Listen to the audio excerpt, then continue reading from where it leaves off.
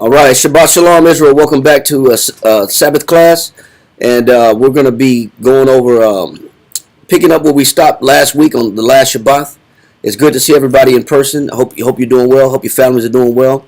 Shout out and shalom to brothers in Houston, Texas, our brothers in Norfolk, Virginia, and our brothers in Rochester, New York, brothers out in California, Atlanta, Detroit, Florida, Albuquerque, New Mexico. Shalom to you as well. Hope you and your families are doing well. Hope the Most High is blessing you. Shout out to Kawakam in Guatemala and his congregation, and Amiatza in London. And I hope they're doing well as well. And we appreciate everything those brothers have laid down as far as a foundation for us, as Kawakam has laid down for us as a camp here in San Antonio. It's going to be me and Dawiyah today. War is not in right now. He'll be back in action on Monday. But it's good to see everybody. And we kind of want to pick up where we started off last week. But before we do, we want to say our prayers. And so, Amajim? Priest only, right? Huh? Yeah, us. It's just me and you. Priest only. Yeah. Priest only, right? Yeah. Yeah, priest only. It's just right now. Just me and him. And then we're gonna have everybody stand and say our prayers. All right. Barakatah Yahweh Hashem Yahushai. Barakatah Yahweh Hashem Yahushai. Natalanawa. A war. Zayawam. Tawada. Aman. Blessed are you, Yahweh, in the name of Yahweh Shai, that gives us the light this day. Thanks. So be it. All right. Stick it in, sir. All right.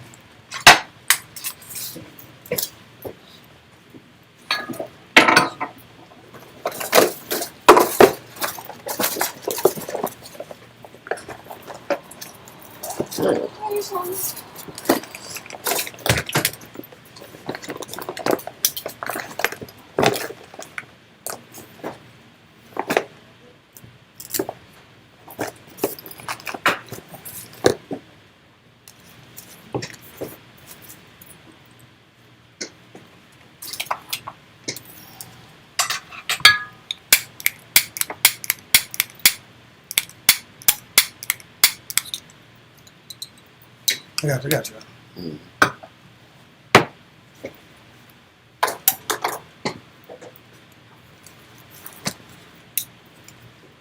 you go.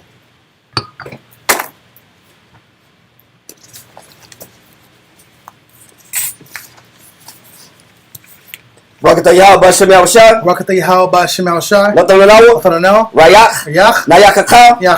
Tawada. Aman. Blessed are you, Yahweh, in the name of Yahweh Shai, that gives us sweet savor. Thank you, so be it.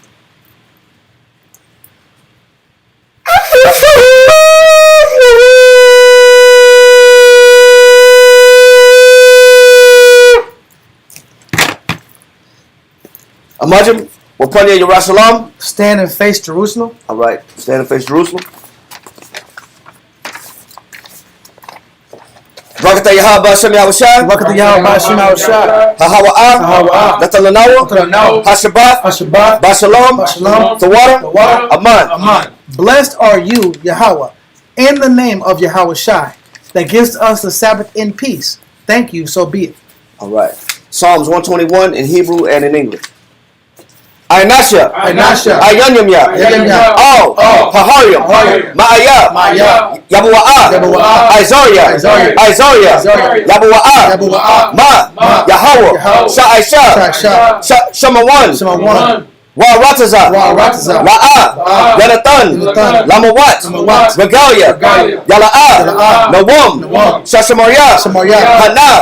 Yala'ah. Nawam. Wala'ah. Yashan, Shashwamar, Yasharala, Yahweh, Samaria, Yahweh, Tazalia, Al, Yanimya, Yad, Hashamash, Yala'ah, Hakaya, Bayawam, Wala'ah, Halabana, Balayala, Yahweh, Yashamaria, Makol, Right.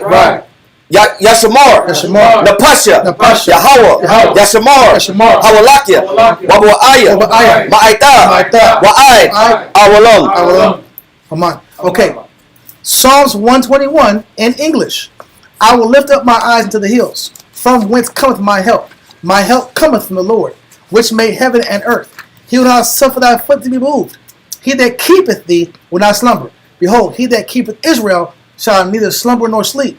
The Lord is thy keeper. The Lord is thy shade upon thy right hand. The sun shall not smite thee by day, nor the moon by night. The Lord shall preserve thee from all evil. He shall preserve thy soul. The Lord shall preserve thy going out and thy coming in from this time forth and even forevermore. Amen. Amen. All right, Israelite Credo. Shema Yashala. Shema Yashala. Yahweh. Yahweh. Alahaya Nawa. Yahweh. Akkad. Shema Yashala. Shema Yashala. Yahweh. Alahaya Nawa.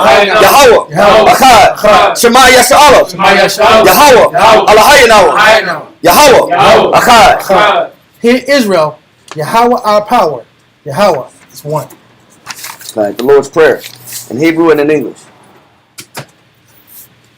Abanawa, Shabbat Shemayim, Kodash, Hayah, Shabka, Yahweh, Malakwithka, Taba'ah, Ratazaka, Hayah, Aisha, Barataza, Kawa, Hayah, Bashemayim, Nathalanawa, Wacham, Ko, Yawam, Wasalachnawa, Kabwathnawa, Kasalachnawa, Kabawathinawa, Wala'ah, Tabianawa, Walasayawan, Abo, Hawashanawa, Mayan, Rai, Kaya, Laka, Hamalakwa, Waha'ala, Watapara, I will love you. Amen. The Lord's Prayer in English. Our Father, which art in heaven, hallowed be thy name.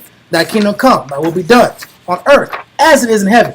Give us this day our daily bread, and forgive our debts as we forgive our debtors. And lead us not into temptation, but deliver us from evil. For thine is the kingdom, and the power, and the glory, forever and ever. Amen. Amen. 10 Commandments. La'a Yahaya. Laka. Alahayim. Akarium. Io. Panya. Thou shalt have no other powers before me. La'a. Fa'aina. Laka. Pasol. Wala'a. Fa'aibadam. Thou shalt not make unto thee any graven image, nor serve them. Number 3. La'a. Talakukat. Sham. Yahweh. Bashawa. Thou shalt not take the name of the Lord thy power in vain. Number 4. Zakar. Hayawam. Hashabat. Lakodashwa. Remember the Sabbath day to keep it holy. Number 5. Kabad. Abaka. Ya'amaka. Honor thy father and thy mother. Number 6. La'a. Saratazak. Thou shalt not kill, murder. Number 7. La'a. Thana'a. Thou shalt not commit adultery. Number 8. La'a. Sagana. Thou shalt not steal. Number 9. La'a. Fa'aina. Shakor. Thou shalt not bear false witness against thy neighbor. Number 10. La'a. Sakamad. Ko. Asherah. Lara'ika. Thou shalt not covet anything which is thy neighbor's.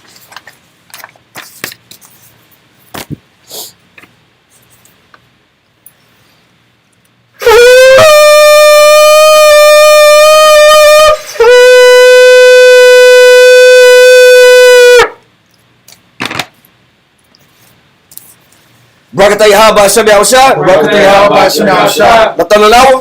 Natalalawa. Blessed are you, Yahweh, in the name of Yahweh Shai, that gives to us the law. Yishabi. Take seats. Take seats. Take seats.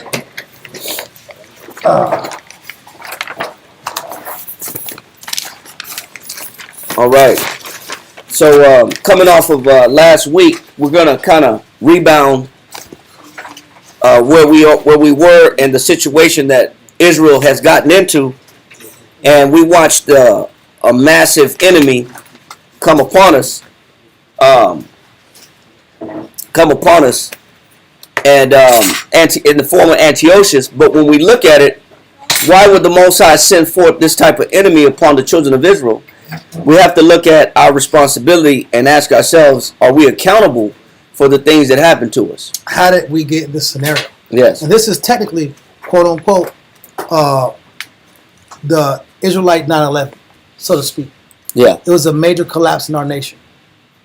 God. And when you say Israelite 9/11, as far as a catastrophe. it was a major catastrophe for our people. A lot of people don't know this topic, but for those that are new, the Israelites, the so-called Latinos, so-called Native Americans, so-called blacks, and at one time we had our own independent land called Israel, and this is the collapse of us falling out of our land when we lost our natural power.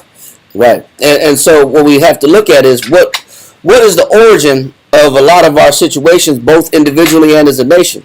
But primarily we're dealing with Israel as a nation and the collapse of us having our own government, having our own leadership, having our own lands, our own trade, commerce with one another, our own culture, foods, music, dress. So when we look at the collapse of us as a society, we have to look at what are the origins of those collapses. So before we get into Second Maccabees, Karai, let's go ahead and salute you in. And we kind of want to pick up on what causes.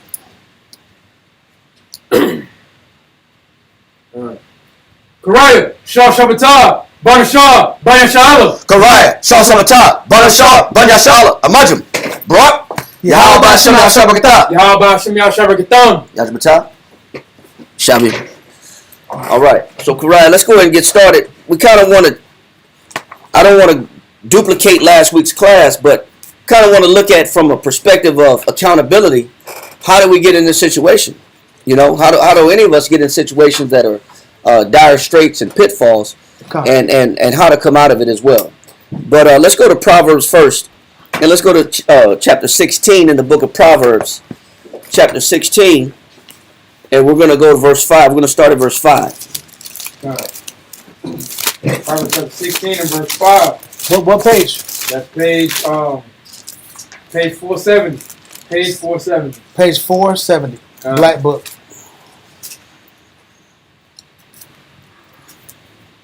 Proverbs chapter 16 and verse 5. All right. All right. Proverbs chapter 16 and verse 5. Everyone that is proud in heart. Hold on one second. Let brother get it. That's all right.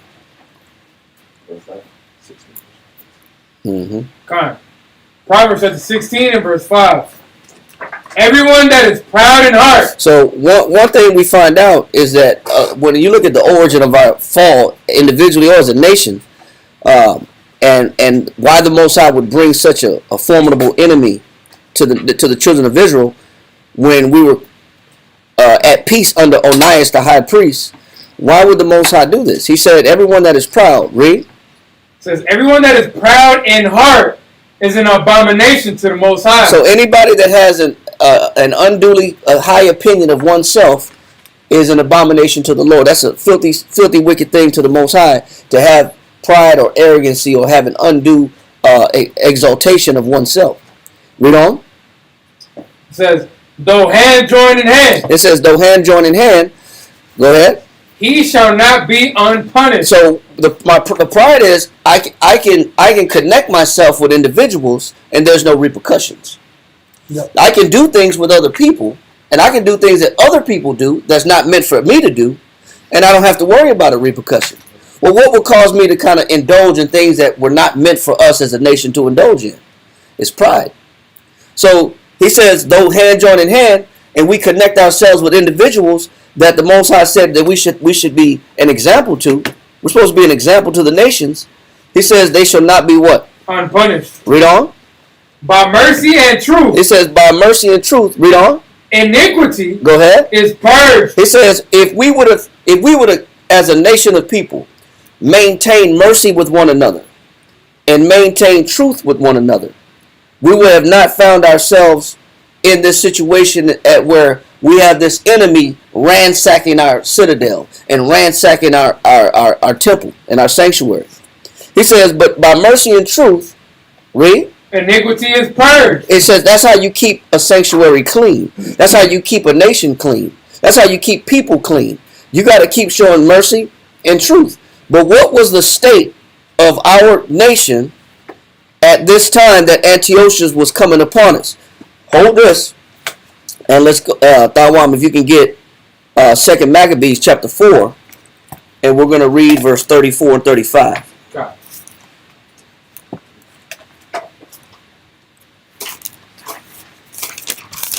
Chapter 4? Mm-hmm. 2 Maccabees chapter 4, verse 34 and verse 35. That's page 143, red book.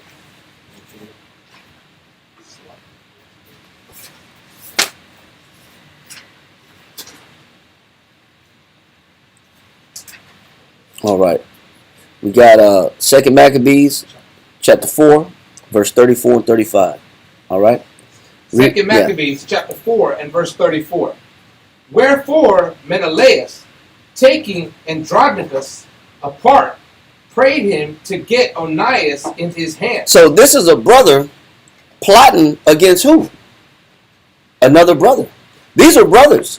Menelaus was scheming for the high priest position, which Onias possessed, which Onias was a man of virtue, and one of the men that didn't want to sell out his culture for the sake of introducing a new Greek lifestyle and emulating another man's position, scheming, plotting, and setting up a hijack situation or a kidnap situation and an accessory to murder. But this is his brother that he's plotting against. So read that again. Wherefore Menelaus, taking Andronicus apart, prayed him to get Onias into his hand. He said, listen, I want you to try to get my brother, because I'm envious of my brother's position. I want you to get him in your hands. Read on. Who being persuaded thereunto, and coming to Onias in deceit. He said he came to Onias in what? In deceit. He said, so read that where you had in Proverbs, that last verse, verse 6. It says, by mercy and truth. So he says, how do you sustain a culture? Mercy and truth. How do you sustain a civilization? Mercy and truth. How do you sustain a camp? Mercy and truth. How do you sustain a household? Mercy and truth. See, these are the ingredients to us surviving as a people. But when we introduce scheming, plotting, deception, deceit, emulation, envy, plotting on one another, then you're preparing for a fall of a society. You're preparing for a fall of a household. You're preparing for a fall of a culture. He says, by mercy and truth, read on. Iniquity is purged. It says that's how you keep a place clean. He says, but when you bring in a new way of deceit and treachery, this is how you pollute your culture. This is how you pollute your society. This is how you pollute your people. This is how you contaminate what's there that's good. Read. Hold on.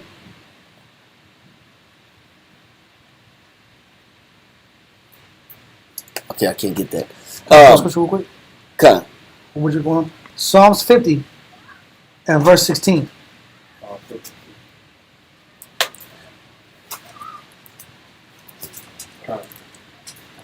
Hold everything else. Page 425 in the black book. You want Psalms 50 verse what? Psalms 50 verse 16 and 19. Psalms chapter 50 and verse 16. Page 425. It says, but unto the wicked the Most High saith, what hast thou to do to declare my statutes? Why are you trying to put yourself in a position of a priest and declare my statutes? Because he didn't have the virtue nor the conscience towards the Most High to put himself in the position of a priest. Read. It says, or that thou shouldest take my covenant in thy mouth. Why am I trying to take the covenant of the Father in my mouth when my heart is not sincere to that covenant that I put in my mouth? So why is Menelaus aiming for the position of the high priest when he really doesn't care about the position itself? He has no care for it. He has no care for the position. He doesn't care. He doesn't have a care for things being done the right way. Where Menelaus is at and mentally is, I see the benefits. There's material benefits to being the high priest. There you go. And if I can acquire the position, then I can reap more benefits and resources by being the high priest. So is it about the duties and responsibilities of what a high priest entails, or is it about the benefits? It's about the benefits of the leadership position, but not the actual spirituality of the leadership position. That's what this is showing right here, even in the book of Psalms. Keep reading, sir. Verse 19. Verse 17. Oh, 17. Come. Seeing thou hatest instruction. You don't really like the commandments of God. You don't really like the instructions of that position. Read. And casteth my words behind thee. You throw my words away. You don't live these words, but you want this position. For what reason? What are you gaining from this position? Read. Come, verse 18. When thou sawest a thief, then thou consentest with him. You're with people doing things the wrong way.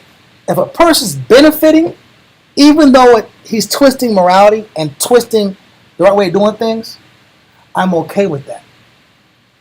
Read. And has been partaker with adulterers. And we're being partakers with adulterers. What's adultery? Spiritual adultery? Falling in love or serving another God.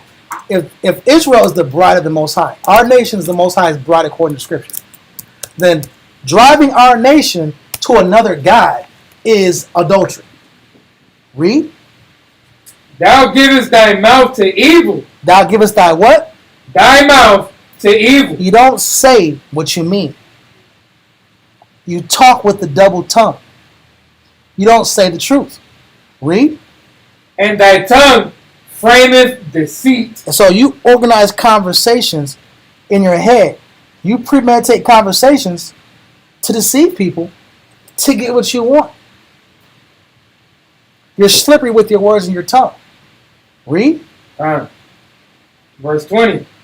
Thou sittest and speakest against thy brother. You speak against your what? Brother. What scenario are we dealing with in this Maccabees? Brother versus brother.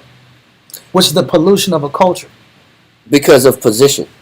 For position. I want the position that my brother has, but I don't want the responsibility.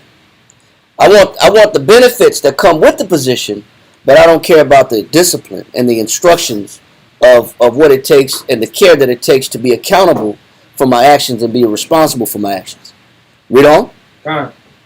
Thou slanderest thy own mother's son. You're slandering. If you don't look at him as your brother, if you can't see him as your brother, he's still your mother's son. And you're slandering him in your conversation and in your conscience. Because you have to tear down and assassinate his character in order to justify why you should be on top. I have to take one person down for me to come up. Read. These things hast thou done, and I kept silence. Thou thoughtest that I was altogether such an one as thyself, but I will reprove thee. What the Most High say? But I will reprove thee. I'm going to check you. I'm going to show you that I'm not with the false tongue, destroying your brother, and taking positions you didn't earn. And I think we're in that same scenario in Maccabees, correct? Absolutely. This situation that we're watching and witnessing is the actions that are happening in the priesthood. There's struggle within the priesthood of who should be in charge. And we wonder why Antiochus is coming against us to destroy us. But if you watch what's going on in the interior, you're watching what the Most High says that's worthy of being destroyed. Actions that deserve reproof. So let's go back to 2 Maccabees chapter 4, verse 34. 2 Maccabees chapter 4 and verse 34. Wherefore Menelaus, taking Andronicus apart, prayed him to get Onias into his hands. So we're reading 2 Maccabees chapter 4, verse 34 in the red book, page 143. In the red book? Red book? Mm-hmm. Yeah. The black book was the Bible, the red book was the Apocrypha. 143 in the red book. Page 143.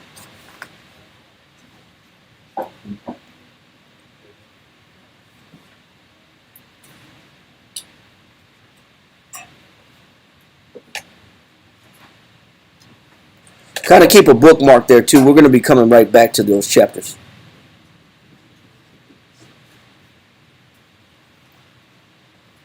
Perfect.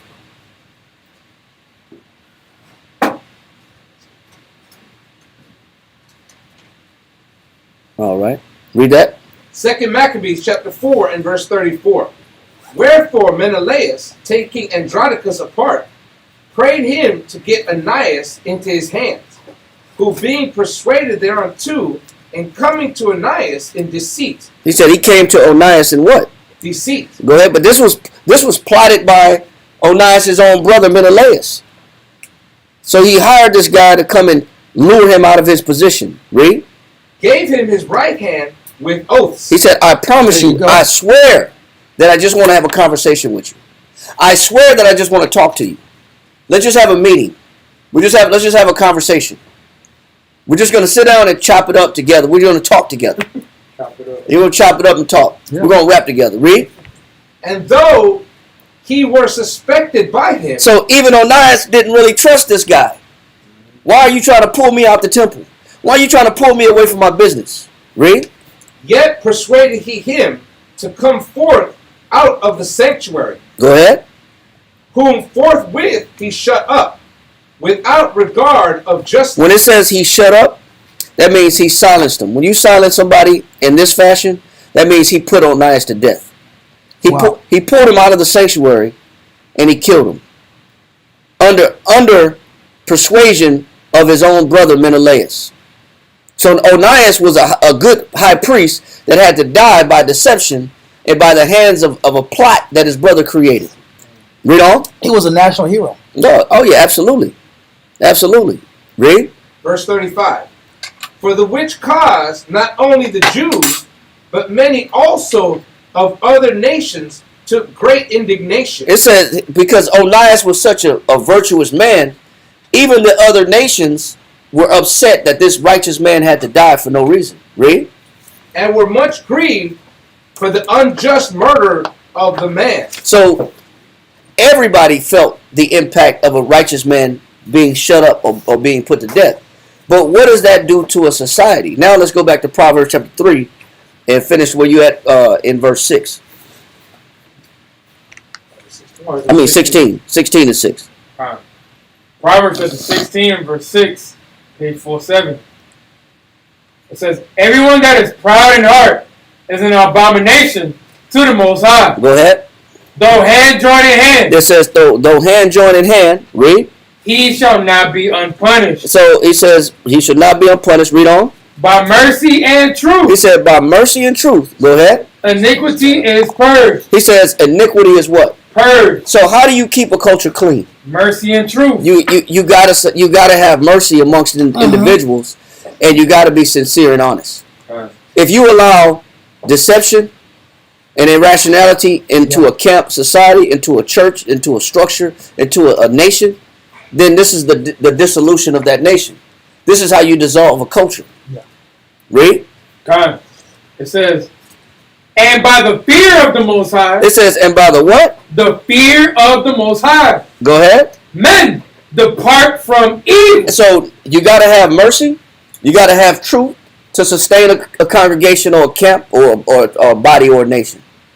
He says also you got to have what? The fear of the Most High. You have to have the fear of the Most High. So anytime people start losing the fear of the Lord, you're watching the undoing of a society. You're watching the undoing of an individual. So what does it look like for us at this time that can prove that we were losing our fear of the Lord? Now go to 2 Maccabees chapter 4. We read verse 34 and 35. Let's read verse 12 through 15. 2 Maccabees chapter 4. In the red book. Yeah, we're going to read verse 12 through 15. Chapter 4, verse 12 through 15. How do you know when people are losing their fear of the Lord? This remains to be true now, and this was an issue then when before Antiochus came in and ransacked Jerusalem. Read. 2 Maccabees chapter 4 and verse 12. What page is that? This is page 143. 2 Maccabees chapter 4 and verse 12. Let's read that. 2 Maccabees chapter what? 4 verse 12.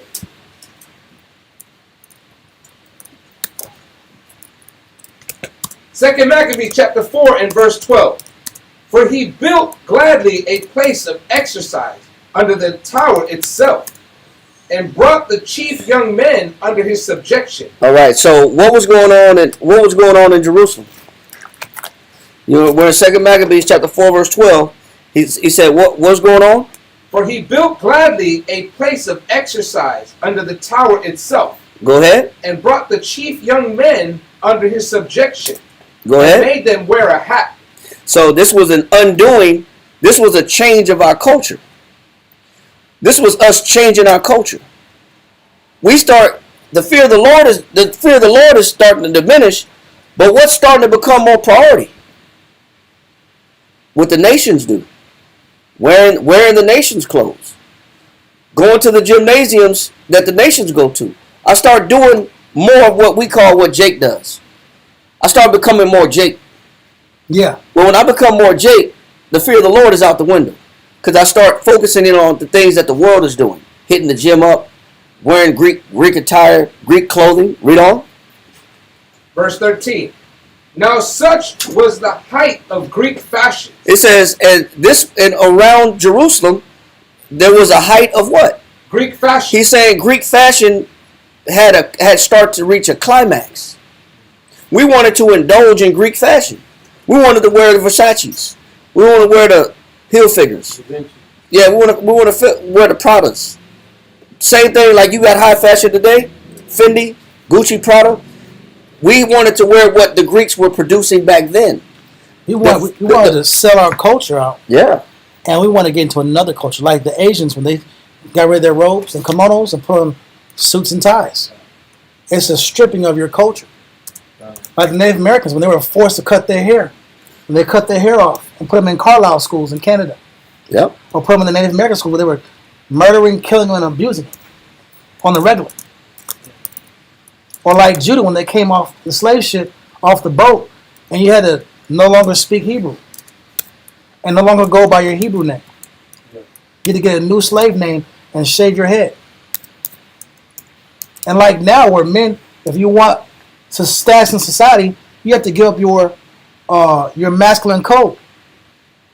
You have to give up your masculinity to be of stature in the society. It's the same thing.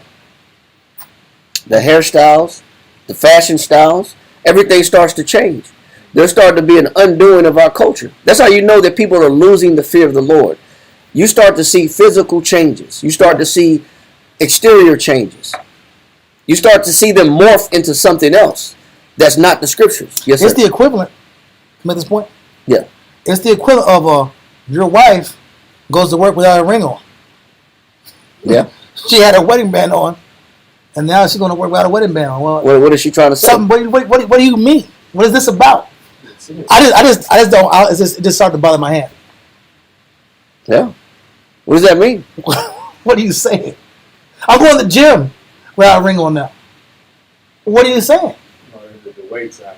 Oh, the metal messed my finger up. Yeah. What you're saying is I'm no longer connected. Yeah.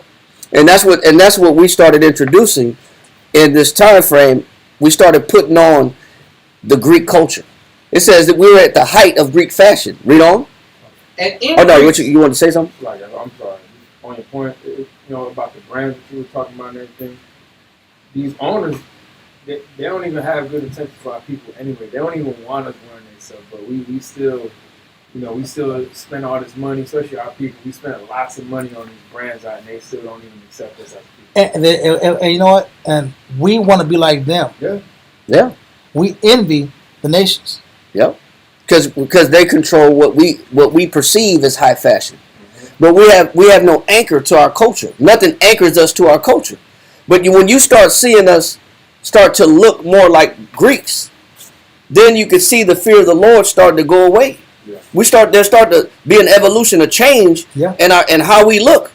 We start to fashion ourselves. The scripture says a man may be known according to what? His looks. His gait, his excessive laughter, his attire. All these things show what a man is. Read. Can I pull scripture? Hold on, let me get this one point. Sorry. That one got it. Verse 12. 2 Maccabees chapter 4, we went verse 13. I went verse 13. Now such was the height of Greek fashions, an increase of heathenish manners. It says there's an increase of what? heathenish manners. So when do we stop connecting and caring about the Bible? When the heathens, which are non-believers, when their culture starts to be more important than the culture that we get from the scriptures, from the dietary laws that we get from the scriptures, from the fashion, the dress code that we get from the scriptures, the behavior that we get from the scriptures, our morals that we get from the scriptures. When we start forfeiting these things, now you're watching us start to lose and detach ourselves from the Father. What you got? Oh, just gonna show right quick. Proverbs chapter 3 and verse 31. Proverbs chapter 3 and verse 31. I'm sorry about that. I'm trying to support him. The coffee got me jumping. That's all right. You know what I'm saying? Proverbs 3 and 31. Proverbs chapter 3 and verse 31. Now we're going to Proverbs 3 and 31. What page are we on to? We're on page 463. So Proverbs 3:31, page 463. All right. In the black book. Let's go. Proverbs chapter 3 and verse 31. Envy thou not the oppressor. Don't envy the oppressor. If the oppressor is the Greek, we envy the Greek. We want to walk like, talk like, act like, speak like, dress like, live like the what? Live like the Greek. Because we envy the what? The oppressor. We envy the Greek. Read. And choose none of his ways. And do what? Choose none of his ways. Choose none of his ways. Now we're in the Greek fashions. A modern day example of being into the Greek fashions is Balenciaga. Balenciaga means in Latin, translated to English, ball is king. Ball is king. Now, what's one of the number one guys we had a problem with that we were consumed with? The Canaanite deity what? Baal. Now, you look at the ads, their ads have pictures of PDF images, and I can't go too much in detail. Teddy bears with chains around them. There you go, teddy bears with chains around them, and sadomasochistic images that deal with children. Yeah. Right? It says right here, they quote a scripture. Because the people have forsaken me and have profaned this place by making offerings in it to other gods, whom neither they nor their fathers nor the kings of Judah have known, because they have filled this place with the blood of the innocent, and have built high places of Baal to burn their sons in the fire as burnt offerings to Baal. Why would I worship, why would I wear, why would I consume a brand that's what the name is? I'm an Israelite man. That's because I envy the oppressor. I want to be like the Greeks, like Shasha wants going into. Yep. And because that influence is so strong, we forfeit our disciplines. We forfeit our cultures. We forfeit our language. We forfeit everything for the sake of being like the nations. And at this time, the Greek fashions, Greek culture is heavily surrounding Jerusalem, heavily surrounding Alexandria, the Seleucid Empire. Anywhere where we are located, you have a Greek influence perpetrating our culture. Yep. And piercing all the minds of the individuals and the youth in particular around us. Yep. Read that in Second Maccabees Maccabees 4 and verse 13.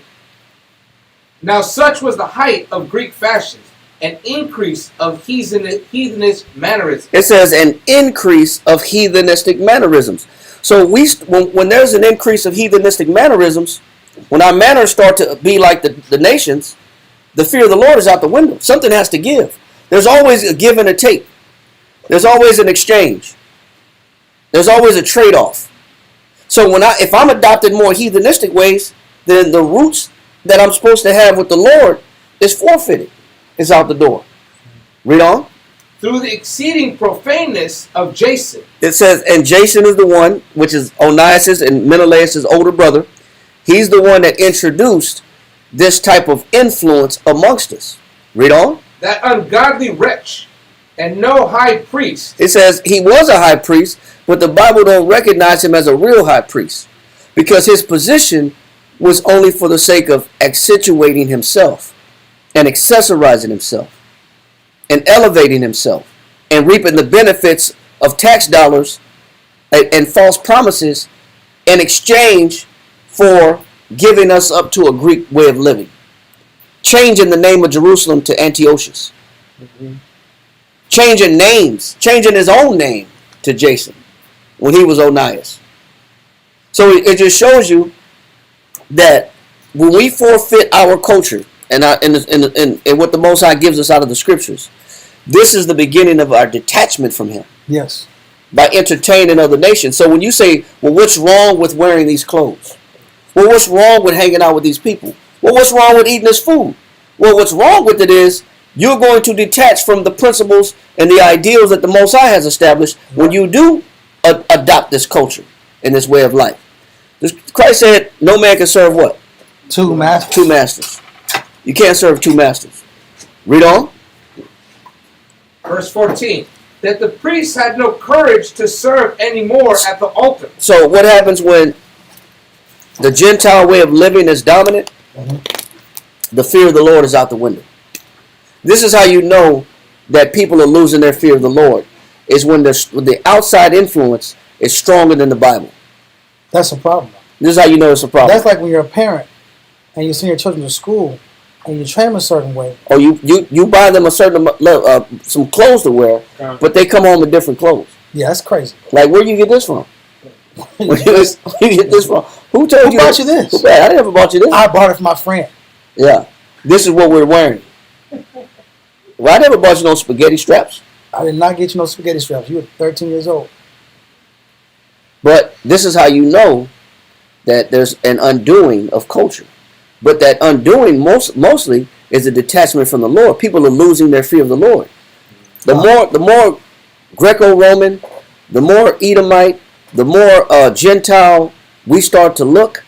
This is evidence that people are losing a fear. Because I'm starting to look like the other people more than I look like an Israelite.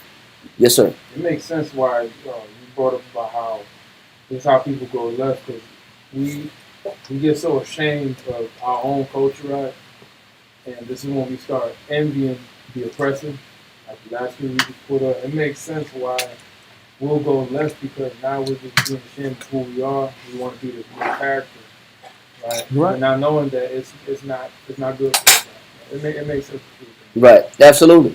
Read that Psalm in verse 15. Verse 15. No, I'm sorry, 14. Verse 14.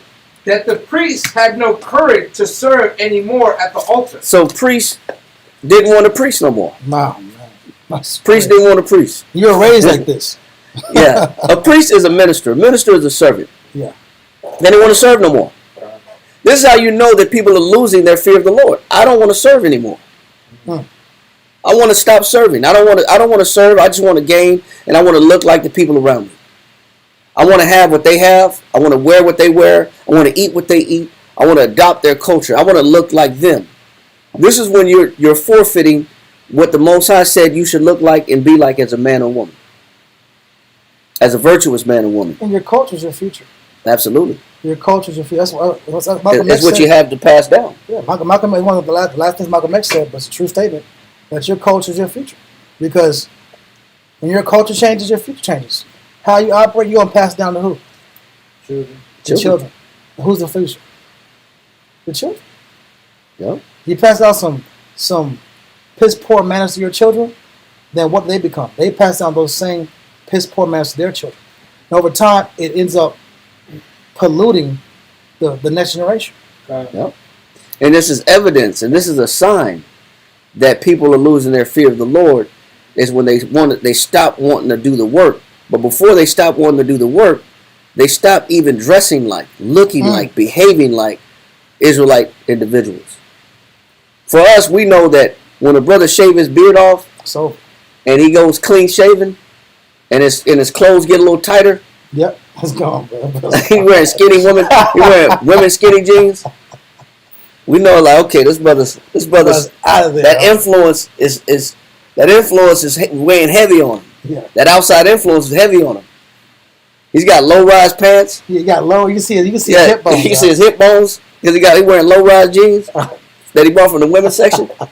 What are you doing, Yeah, but it's fashion, brother. I don't think you understand. Yeah, it's high fashion. But he says, when the priests want to stop doing their job, why? Read on, verse 14. That the priests had no courage to serve anymore at the altar, but despising the temple. It says, this is how you know people are losing their fear of the Lord. they actually start hating the what? The temple. What does the temple represent? Say it again. It represents sacrifice. The temple was where you go to sacrifice, and it's where you go to give an offering to God. That's where you go to give your offerings. And that's where you go to send up your prayers. So when I stop wanting to pray, wow. When I stop wanting to pray, and I stop caring about giving God an offering, and I'm changing my clothes and I'm looking like the world, what is evidently being shown? That the fear of the Lord is starting to diminish. I no longer have the fear of the Lord. And it manifests itself in different areas, so many different areas. You start to see a change of a person who was a stout believer. Now they start to look like an unbeliever.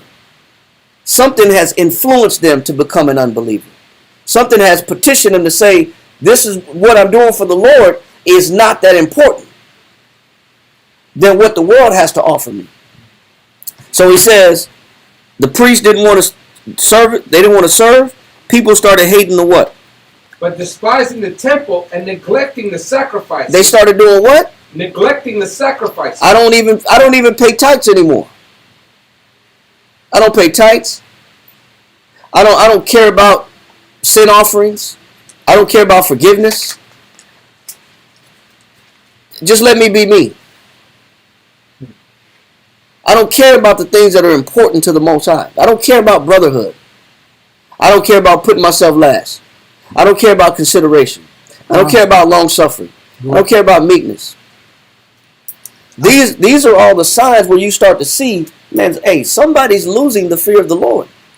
Yes, sir. Can I pull scripture? Go on. Malachi chapter 1, verse 7 and 8. That's page 665. Page 665, which is chapter 1, verse 7 and 8 in Malachi. All right? And it's cool. It's cool, bro. This is a quick precept. It's all good. Somebody read it? It's a quick precept. Malachi chapter 1 and verse 7. Uh-huh. Ye offer polluted bread. Matter of fact, go to verse 6. Verse 6. A son honoreth his father. A son naturally is supposed to honor his father. Read. And a servant his master. A servant's naturally supposed to revere and respect their master. Read. If then I be a father, where is mine honor? If the Most High is our Father, where are we giving him honor? He said, where's my honor? Read. And if I be a master, He is a master. Read. where is my fear? So that's Juan's point. Where is the Most High's fear? Where's the fear of the Lord? Read.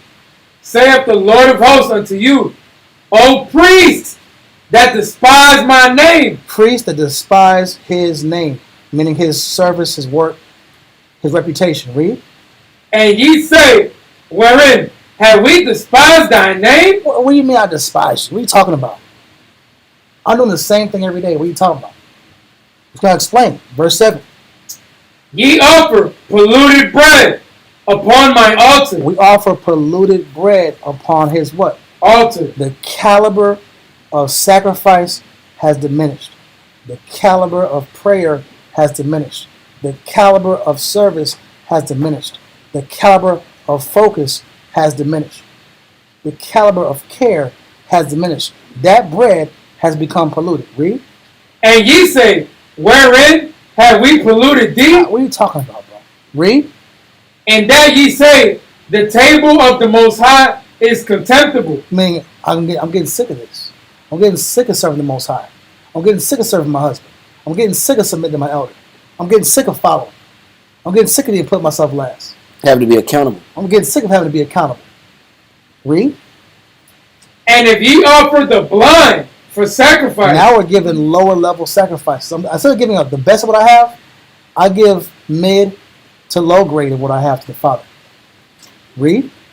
Is it not evil? It's evil to give the Most High low caliber effort. Read. And if ye offer the lame and sick, is it not evil?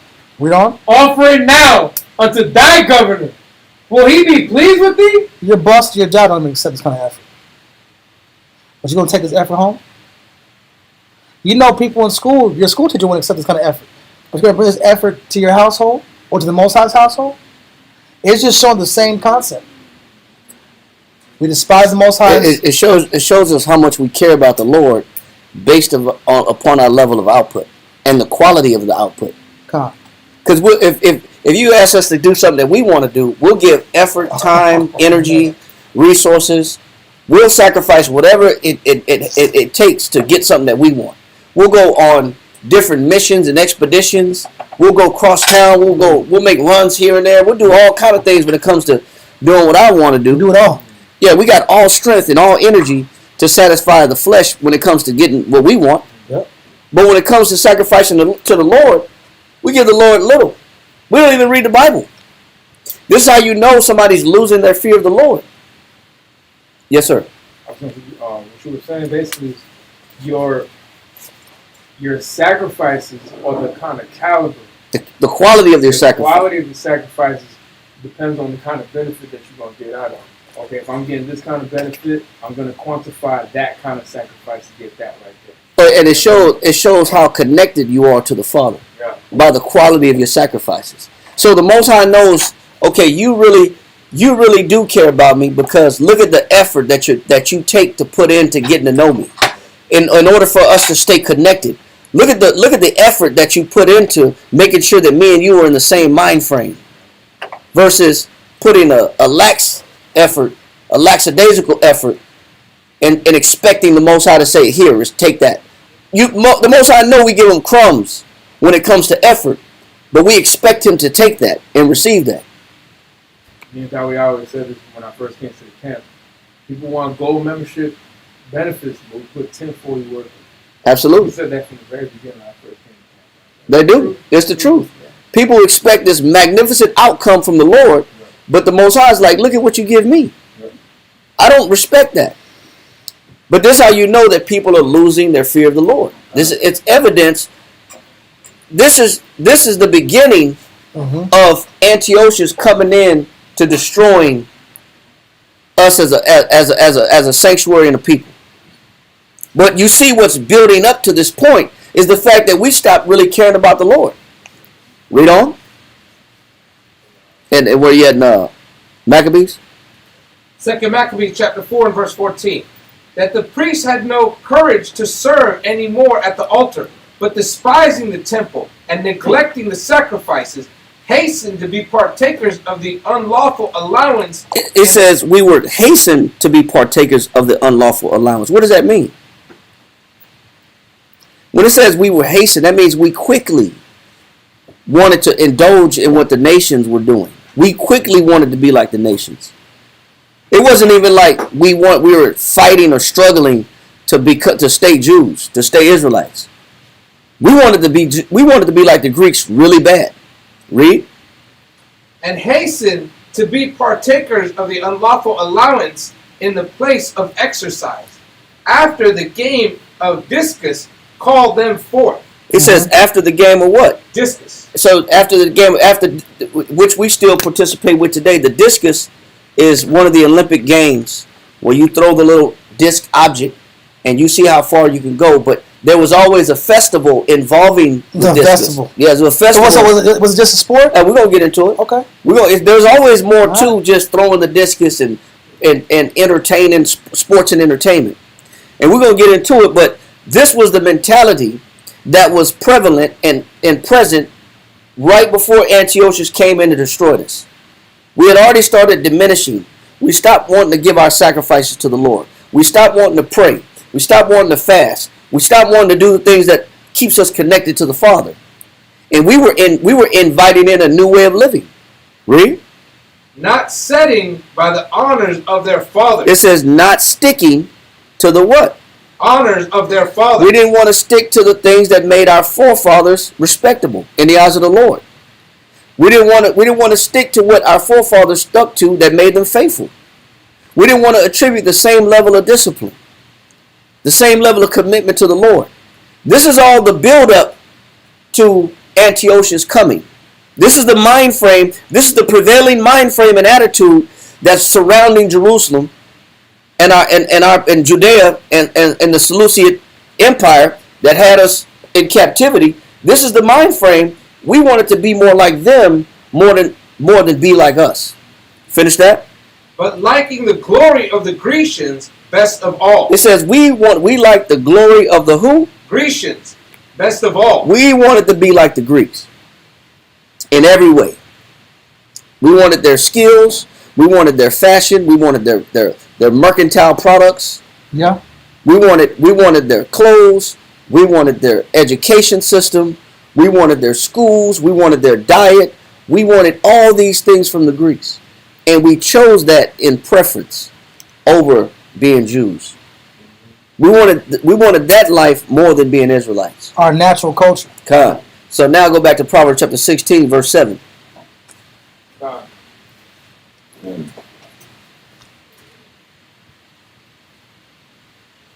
Proverbs chapter 16 and verse 7. That's page 470. Page 470.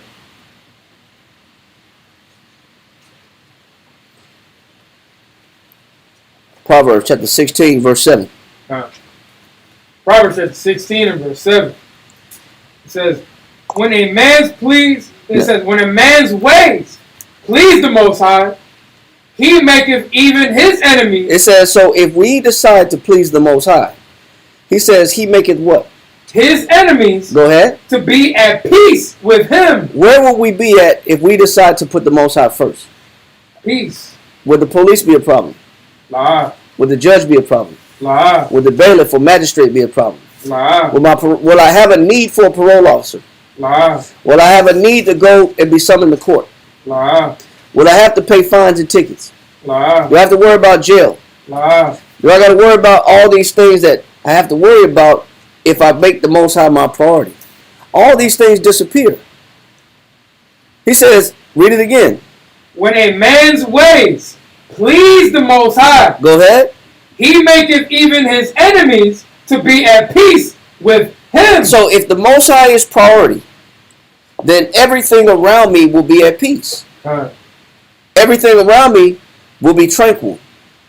But when I don't put the Most High first, this is the beginning of the undoing of my life.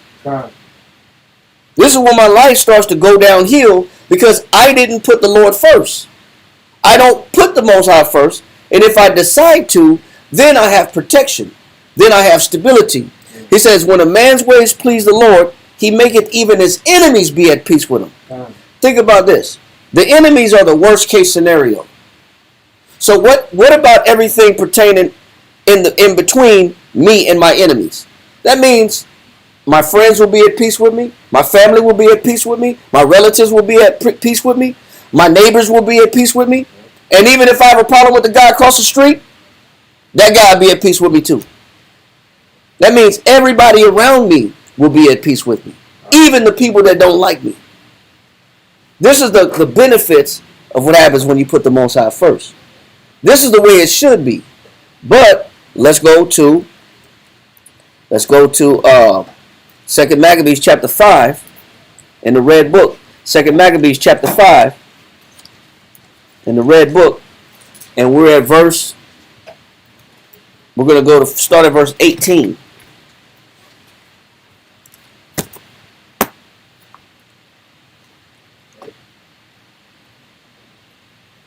Second Maccabees chapter 5 and verse 18. For had they not been formerly wrapped in many sins, it says, if a man's ways please the Lord, even his enemies will be at peace with him. So, when will the Most High not allow our enemies to be at peace with us? But when will the Most High allow our enemies to turn on us? Second Maccabees chapter 5 and verse 18. Read. For had they not been formerly wrapped in many sins. So when we become wrapped in many sins, do you think that our enemies are going to be at peace with us? No. No. Our innocence is our protection. Our faithfulness to the Lord is our protection. So he says, had we not been wrapped in many sins, read on. This man, as soon as he had come, had forthwith been scourged. He says the Most High would have kicked Antiochus behind. The Most High would have whipped Antiochus and not even allowed him to come into the temple to destroy it. if we weren't wrapped in many sins. You're right. The Most High would have brought angels in and kicked Antiochus' behind if we were doing right. You know, so it shows you that when things go wrong in our life, that's supposed to be a sign that I'm not right with the Lord. It's my fault. Somewhere I've been wrapped up in my sins to where I don't have the Most High's protection. I'm not at peace with the Lord, so he's not at peace with me because he's not my priority. He said, had they not been wrapped in many sins, Antiochus wouldn't have been able to destroy us as a people. He did. This man, as soon as he had come, had forthwith been scourged and put back from his presumption, as Heliodorus was, when Seleucus the king sent to view the treasury. So he says he would have got the same ass whooping that Heliodorus got. Heliodorus got an angelic ass whooping. The Most High sent 2 angels to beat Heliodorus to where he was an inch from his life. He beat him from an inch away from his life to teach him a lesson not to go into the temple of the Lord to think to rob it.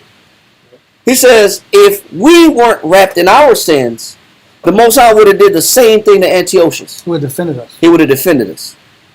But that's conditional. That defense is conditional. Having the Most High as a defender means that I first got to put him as priority. I got to make him priority. I can't lose my fear of the Lord. Then I don't have to worry about even the most formidable enemies and formidable opponents. Yes, sir. I was going to say, just like you were saying, pleasing the Most High, putting him first. He's our offense, and he's also our defense. Both. You know what I'm saying? Time. Read on.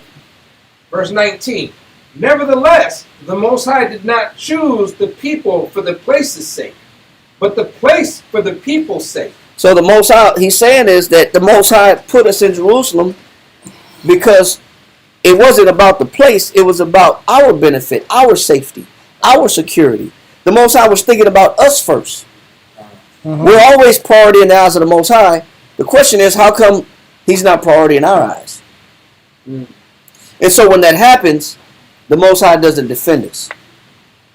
But if we were not engaged in so many sins, then the Most High would have stopped Antiochus to begin with. So now let's go pick up in 1 Maccabees chapter 1, verse 11. So 1 Maccabees 1:11. Yeah, so we kind of wanted to just bring out why Antiochus was a problem from the beginning.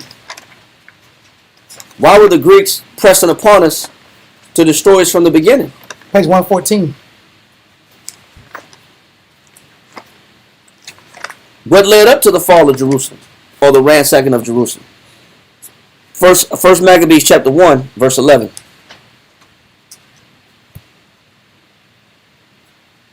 First Maccabees chapter 1 and verse 11. In those days went there out of Israel wicked men, who persuaded many, saying, let us go and make a covenant with the heathen that are round about us. It says they wanted what? Make a covenant with the heathen that are round about us. So the mentality was, listen, let's not go to the temple. Let's not sacrifice to the Lord. Let's not wear our Israelite garment, but let's go be like the nations. Let's go make a covenant. A covenant is a contract. It's an agreement. Read on. For since we departed from them, we have had much sorrow. Go ahead. So this device pleased them well. Then certain of the people were so forward therein that they went to the king, who gave them license to do after the ordinances of the heathen. It says we wanted permission to do what? To do after the ordinances of the heathen. So what does that mean? Do like they do. Let's read this. Daria, read this for me real quick. What does it look like when we wanted to be so bold as to forfeit our own culture and go mirror the lifestyle of the heathen? What is it that we wanted? Read this right here. Right there. Mm-hmm. The privilege. We wanted what? The privilege. So when we ask for a contract or a covenant with the heathens, we're asking for privileges. We're asking for benefits. But do benefits come for free? Do privileges come for free? There's always a catch to it. There's always a cost. You're not getting nothing for free. You're not going to get the Greek privileges for free. He says, the what? The privilege of citizenship. What are we asking for? Citizenship. So when we ask for a contract and we ask for a license to be like the heathen, we're asking to be looked at as what? As Greek citizens. I want to be accepted. I want to be a part of this culture. I'm asking to be a part of this culture. You're not asking me to be a part of your culture. I'm coming to you saying, I want to be a part of your culture. I want to be a citizen. He says, the privilege of a citizenship, go ahead, was a complex of rights. I get certain what? Rights. I get rights. I get benefits. There's benefits to being recognized by the heathen. There's benefits to being accepted by the heathens. Read on. To which were attached certain very definite and sharply emphasized obligations. So there's benefits, there's privileges, and I get license to be accepted as a Greek. But also, I have what? I got obligations. There's a price to pay. So as we think about attaching ourselves not to the Bible, but to the prevailing culture, to the more dominant culture at hand. Right now, America is the biggest culture in front of us right now because that's where we are in this day and age. Back then, we were in Greece, which is a forerunner of American culture and education and philosophy. But we went to them saying, hey, I want to join you. So what does it take for me to be accepted by you? Read on. What those rights were depended upon the constitution of the given polis. Polis means the city-state. Go ahead. Where they were fullest, as at Athens. Stop. Where did we as Jews get the most rights as citizens? At Athens. At Athens is where we had the most opportunity, the biggest opportunity to be accepted and be looked at as a full-scale Greek. We can get, if you go to Athens, like if you know a lot of people fled the South in the 50s and 30s, 40s, 50s, and 60s because there wasn't a lot of jobs and opportunities. Where did they go? They went north. They went to Maryland, they went to DC, they went to New York, they went to Canada, they went to Toronto because there were bigger and better opportunities, and I wasn't looked at so much as a slave.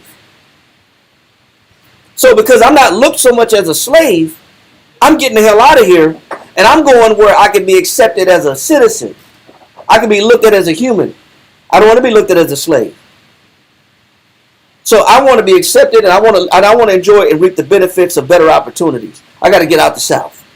So in our time frame, Athens was like the North. Yeah. To America. Athens is like the north of the Greco-Roman Empire. That's where if you wanted citizenship, he's accepted over here. You can go to Athens and be accepted. You can get full-scale benefits. You get all the benefits. Why do our people join the military now? For the benefits. Is it to be shot at? No. Is it really about being patriotic? About freedom, right? Is it about freedom? Or is it more so, man, they're going to pay for my school? They're going to pay for my college? I get 3 meals a day? I get a check on the 1st and 15th? I get to travel the world for free? I'm getting the hell out of here. But what does it come with? Obligations. It comes with obligations. Every time we forfeit our culture and our nation and our inheritance, it comes with obligations. But we sought the best places that can give us those freedoms, that can give us those liberties. And Athens was a place that we could go where we didn't have to worry about being looked at as less than or as slaves. Read on. They included voting. They said, I can do what in Athens? They included voting. I can vote in Athens. What else? In the public assembly. I can go to the town hall I can go to the Senate room or the Senate House. I can go wherever they're holding legislative meetings, and I can put my vote in. Why did we want to just discard our Jewish culture to go jump and identify with the nations? Because we felt like we could make a change and we could make a difference. And if we thought that voting was the answer. Yep. And was going to be able to change my condition, then I'm going to become a citizen so I can And vote. we think the same thought pattern now. This concept of voting that, quote unquote, we fought for, this rights movement, nothing got accomplished. The civil rights movement. Nothing got You accomplished. know what we got a chance to do? We got a chance to vote for the greater of two evils. Mm-hmm. Is what we got a chance to vote for. But really, when did it make a difference? Yeah.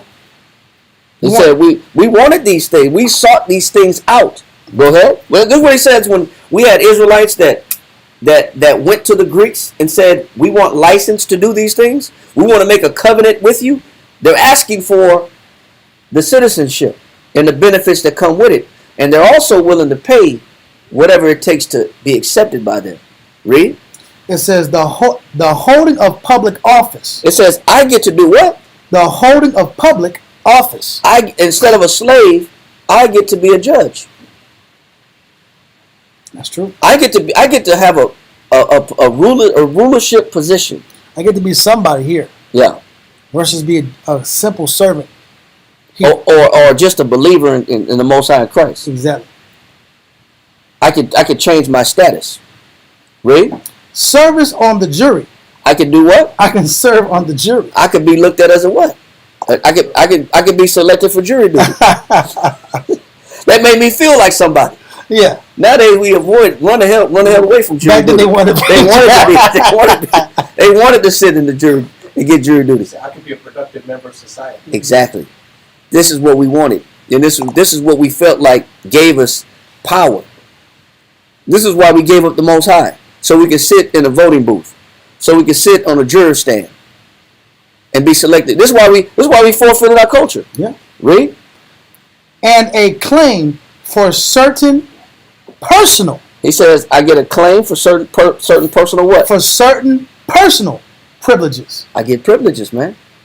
There's privileges that come with being a Greek citizen. Go ahead. Such as admission to the dramatic performances of the diagnostic festivals. Dionysian. Yeah. Dionysic, like it.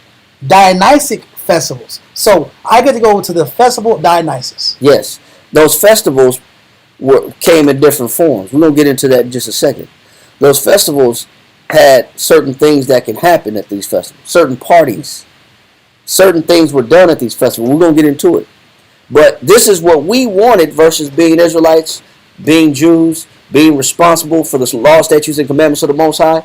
We wanted to put this down. We wanted to put the Bible down because I like what I was looking at with the Greeks. We went to the Greeks for this. Yeah. And it says if you went to Athens, you're more likely to get these benefits in Athens over other places. Corinth was another place you can get these benefits. Go ahead.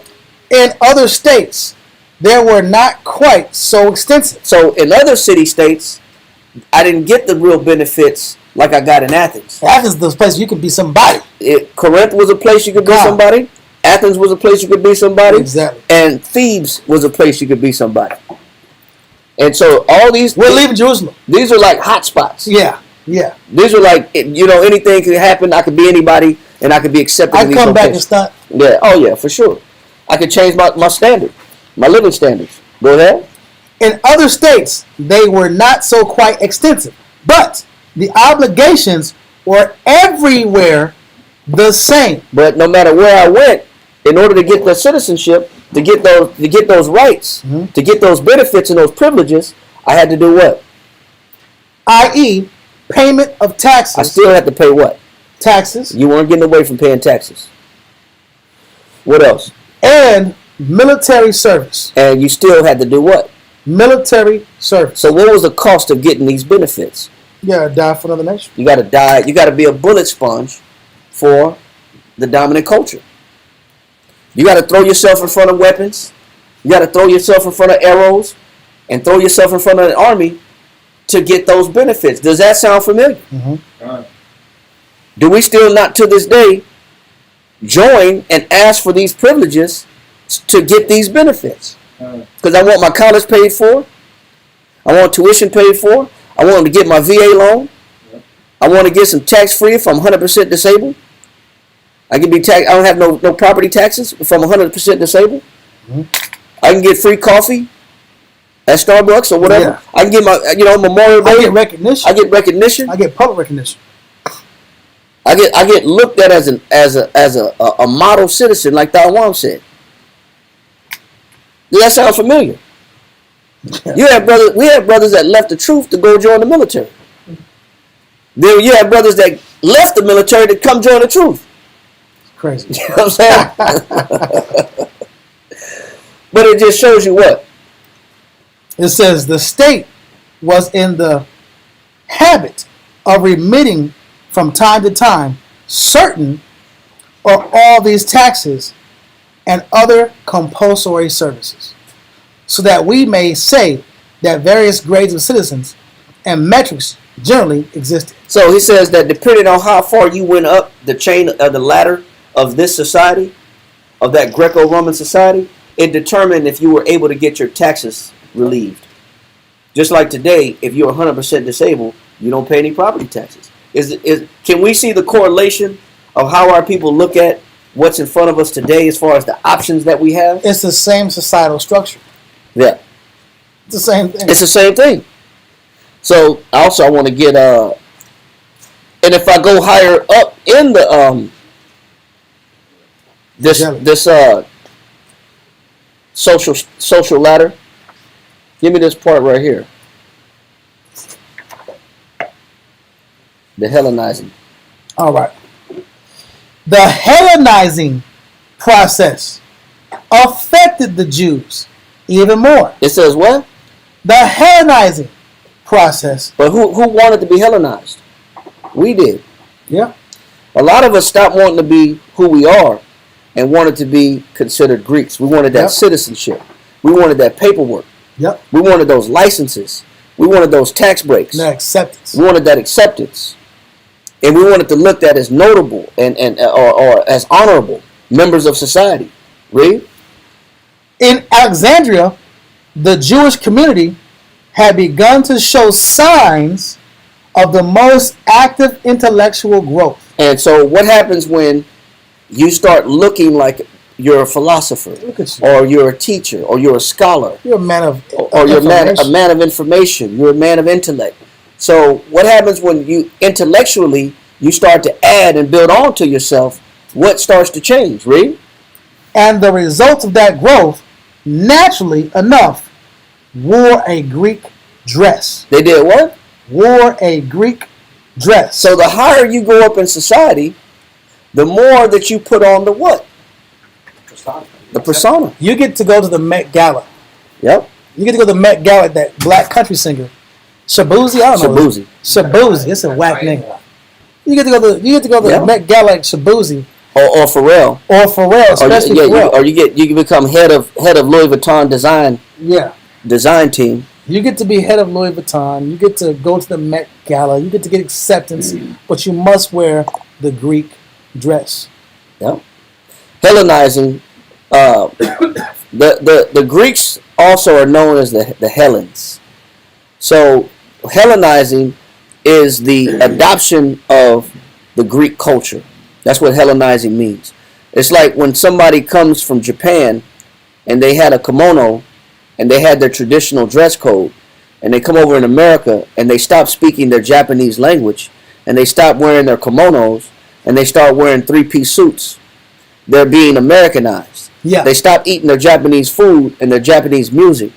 They're being Americanized or Westernized.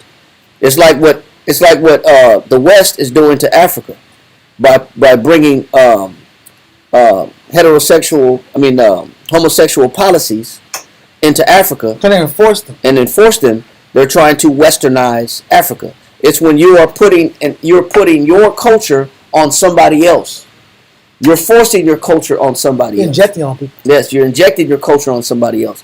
So the Hellenes or the Greeks had a culture that they like to spread and put on everybody else. But certain of our people, a select few of our people, said, You don't have to put your culture on me. I want your culture.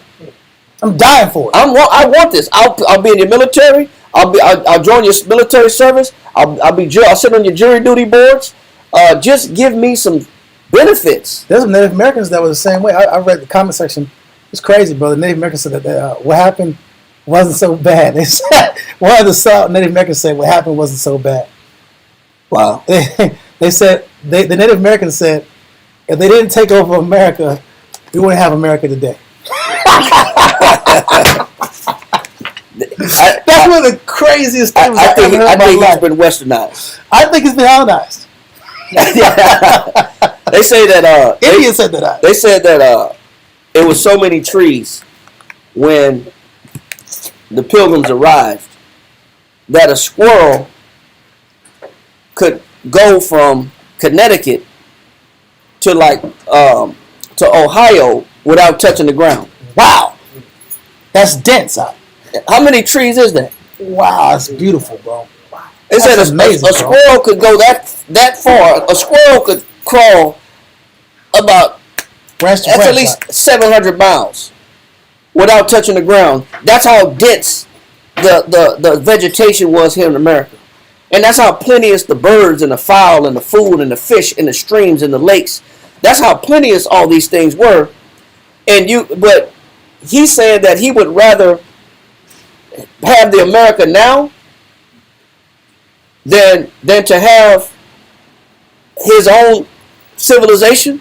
Come on, bro. His own lakes and streams. He said this. And own vegetation. Yeah. And own freedoms of land and hunting grounds. And listen, they're arguing with their own, bro. And this dude's saying, listen, if they didn't take over our land, we would not have what we have today. What do you have today?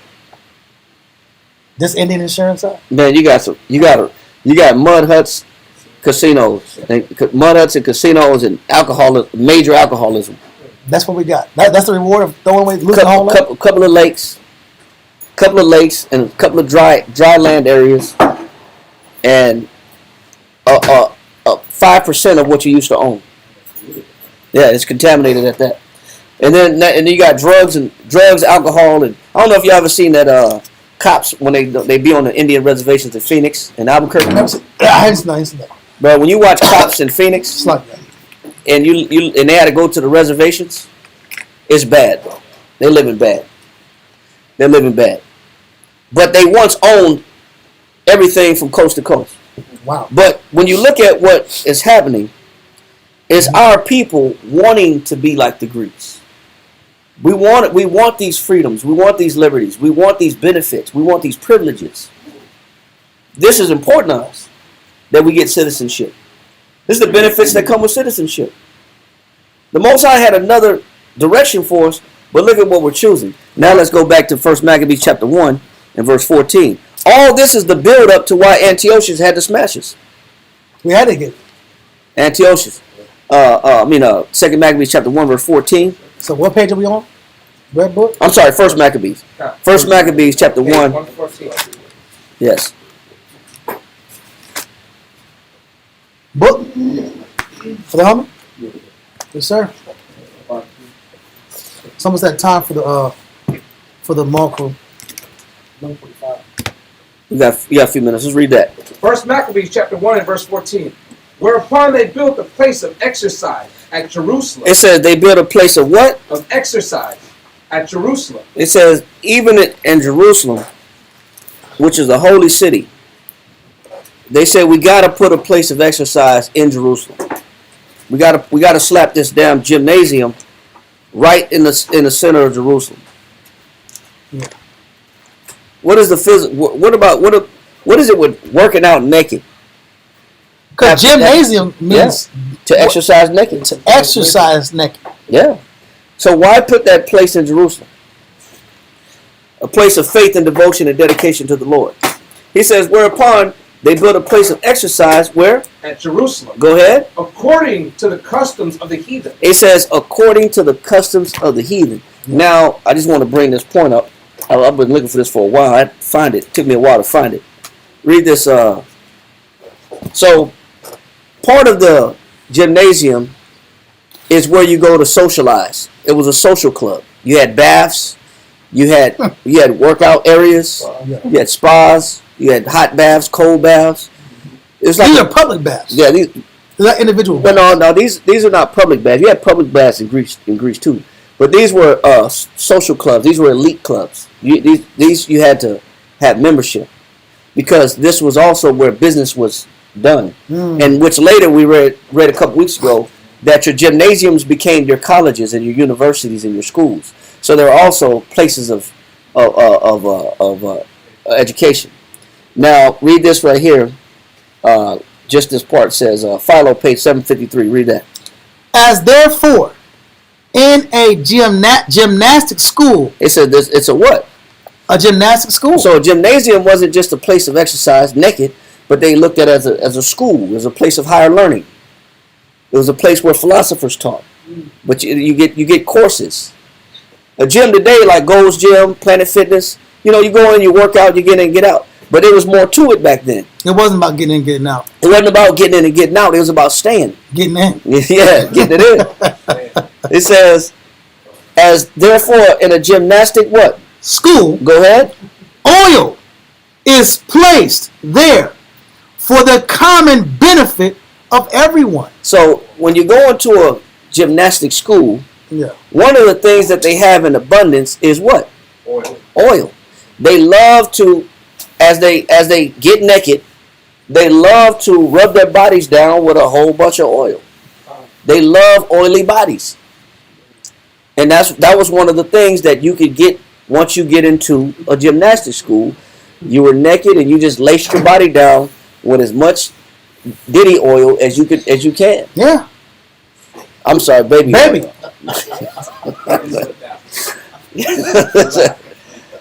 Diddy They oil. gotta have the oil. Oils are on deck, guys. Yeah, oil is everywhere. He says, as therefore in a gymnastic school, oil is placed where? It says, for the benefit common of everyone. All right, stop right there. So, first of all gymnasium schools had oil available. Now, if you go to certain ones that were upper echelon, read this right here. 46. 46. For just as it often happens. He says this was a common theme. Think about what we wanted when we wanted this gymnastic school in Jerusalem. We wanted this place to work out naked and be educated in Greek culture.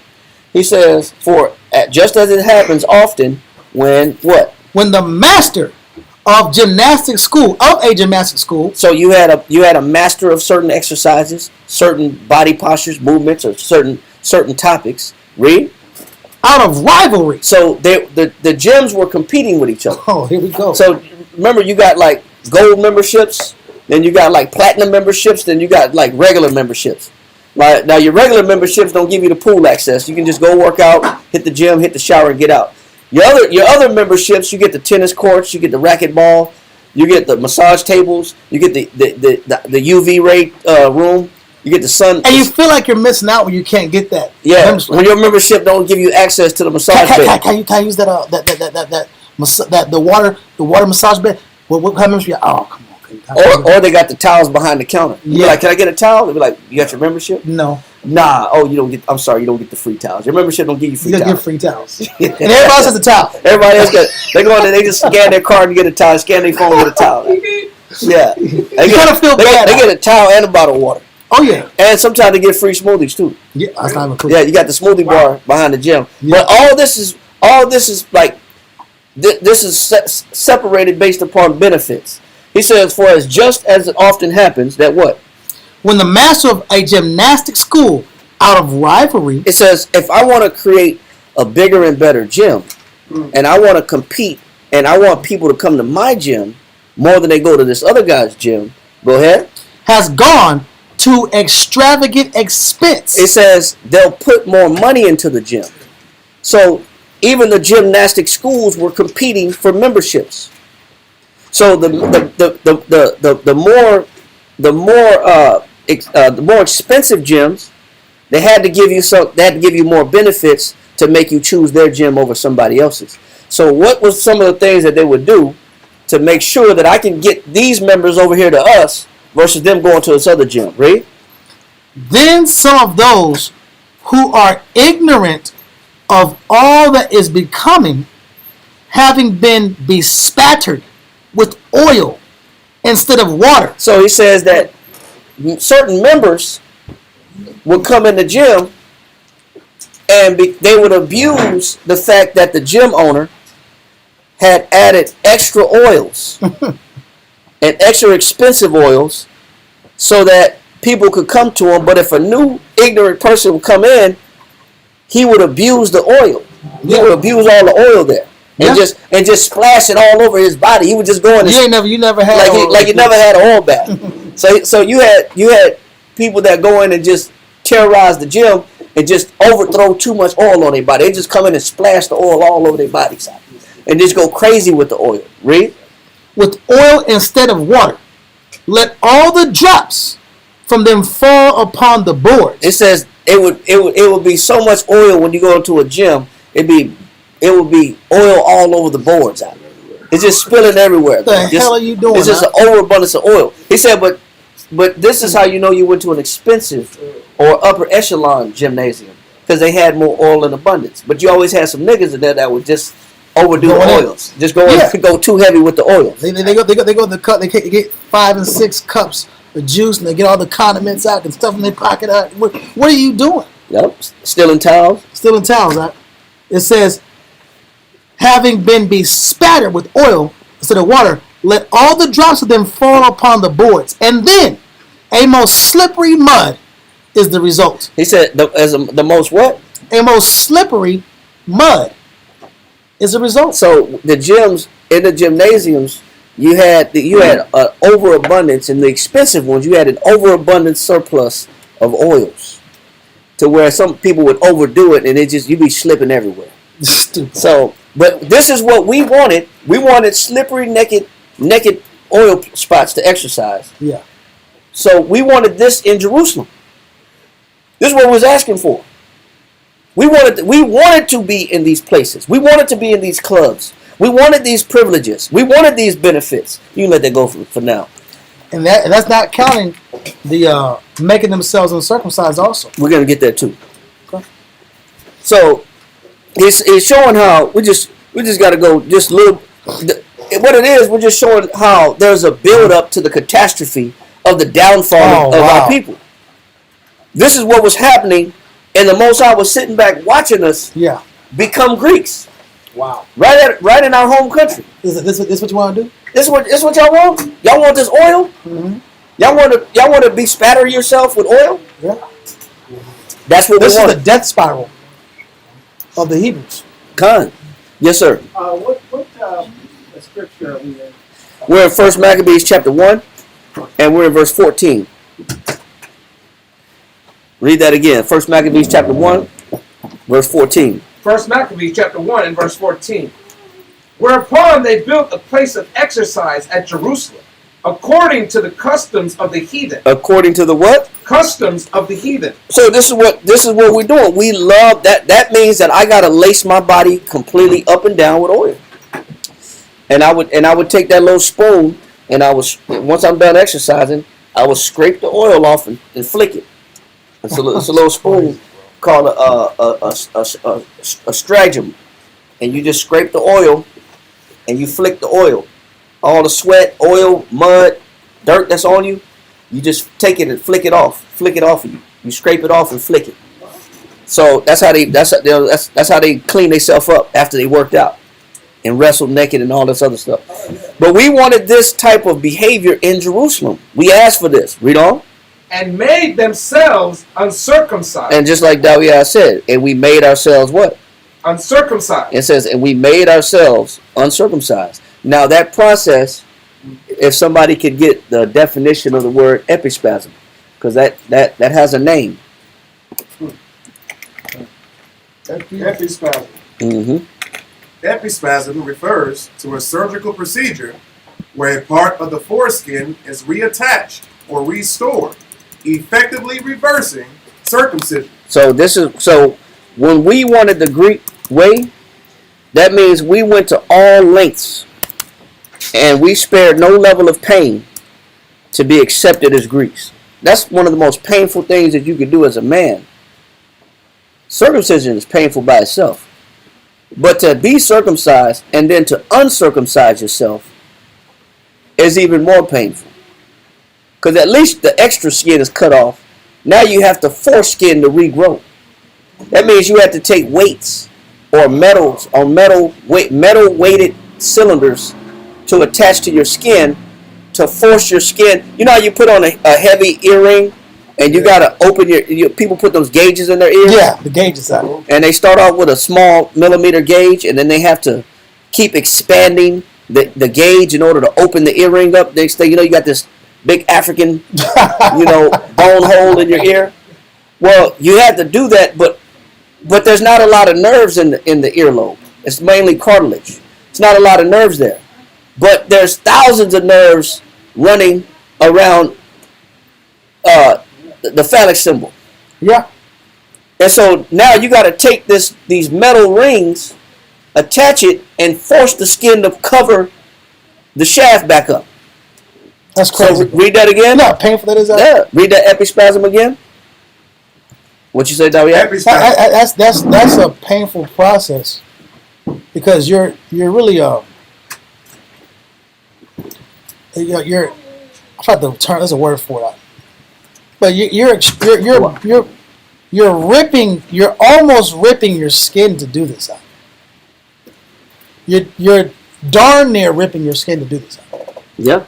And it connects to when your people are in college. They say you want to go Greek, and you have to go through a hazing process to become a part of a fraternity. Yes. You go through a series of painful processes and painful initiations to become a Greek. So they use the pain as a form of initiation. Thank you. Pain is a form of initiation to become Greek. And then when they become Greek and they're accepted, they're proud. There's a pride that they get. Yeah.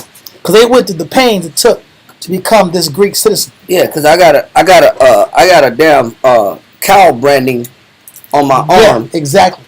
That made scar tissue and puffed up my skin, and I'm forever branded with this fraternity.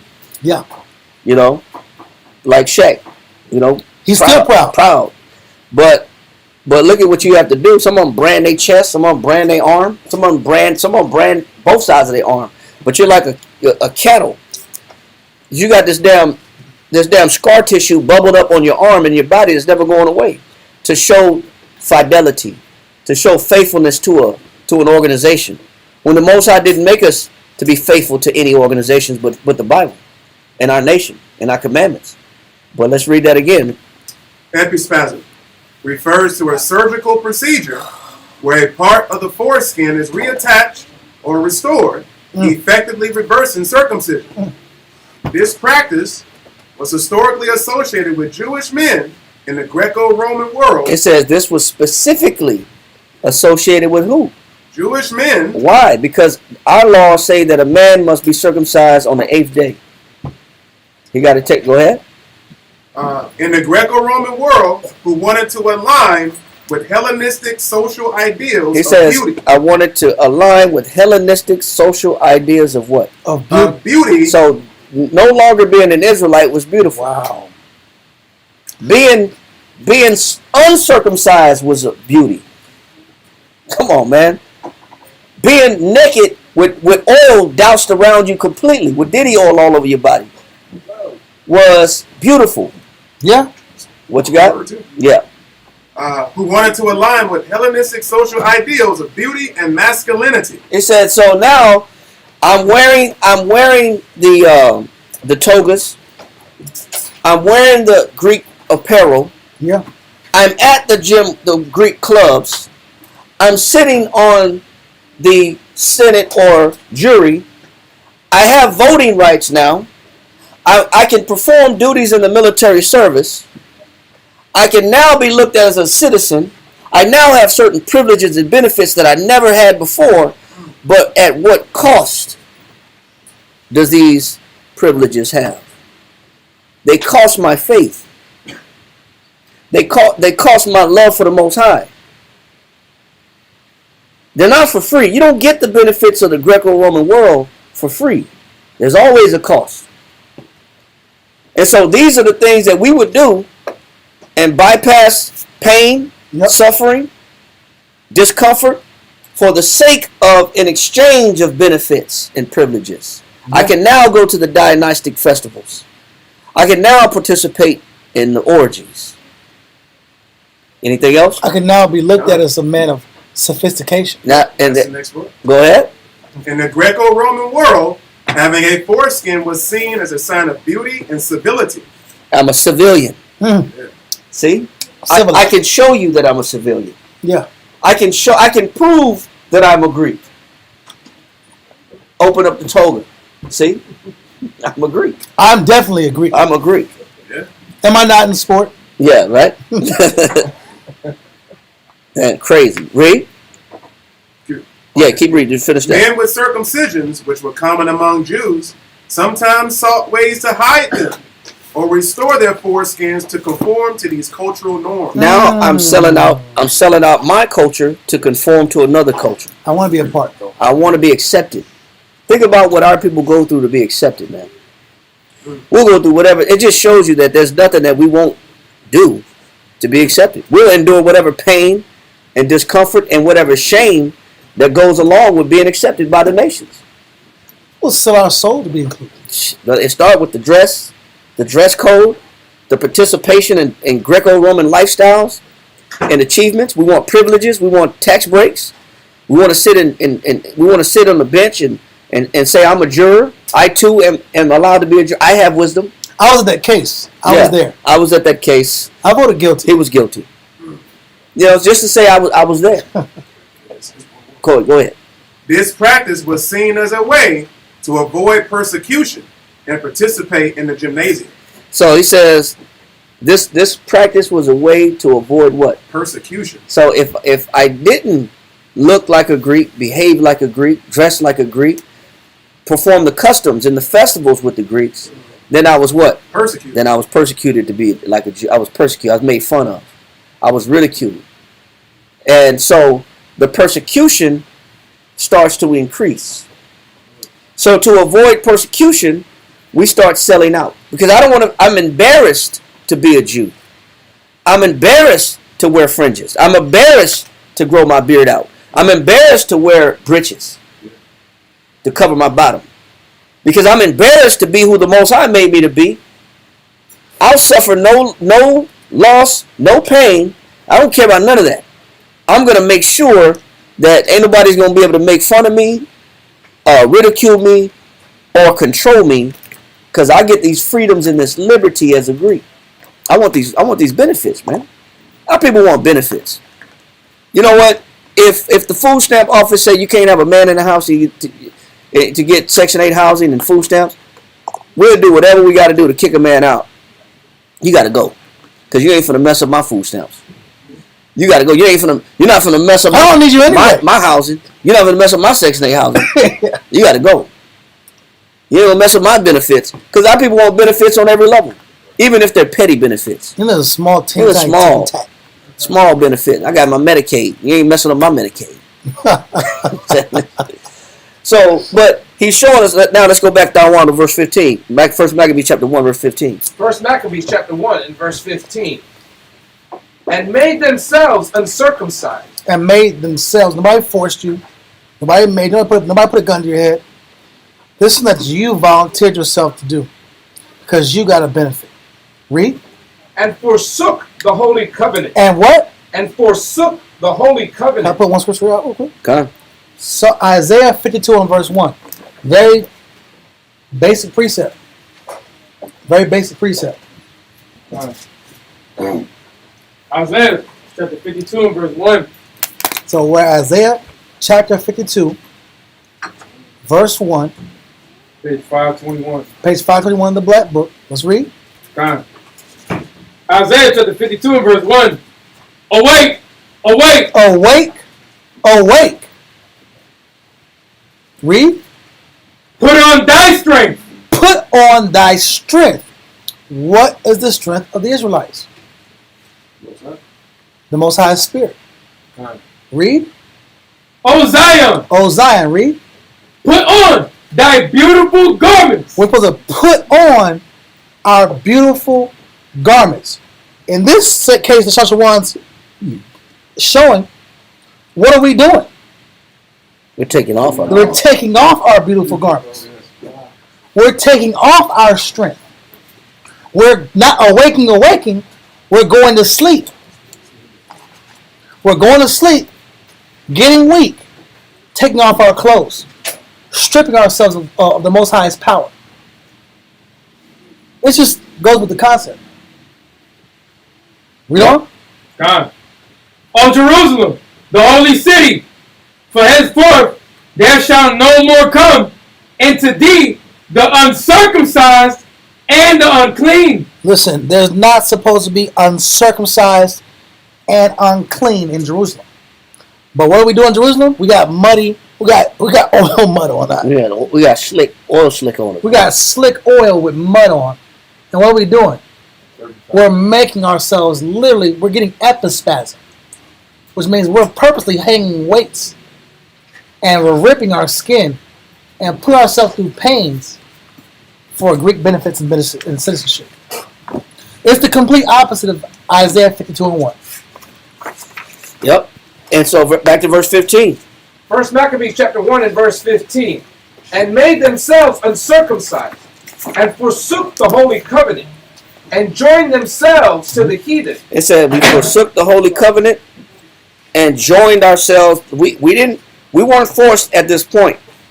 Some of our people wanted this life. Yeah. We wanted the Greek life. Read.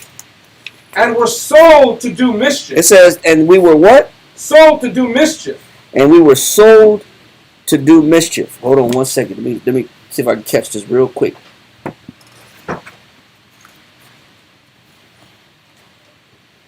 It says, and we were sold to do mischief. Now, yeah, read this for me real quick while I look for something else. I want you to read when it says we were sold to do mischief, we were selling out as a people. That mischief that we was doing, he doesn't really say what it is. But we got to put two and two together to find out what is this mischief that we was into as we made ourselves uncircumcised, as we joined these gymnasiums, as we joined every part of social cabinetry possible, whether that was in legislation, whether that was in military posts, whether that was in local police force, whether that was in voting rights. So he said we were sold to do whatever the Greeks were doing. So what were they doing? Let me read this right here, and I'm going to look for something real quick. Page 301. Yeah, just read all real fast. Stranger than this strange entente between prostitution and philosophy. So what was available in abundance in Greece? Prostitution was the norm. And philosophy.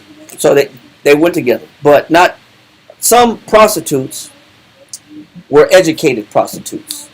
And those educated prostitutes would be available to the upper echelon of society.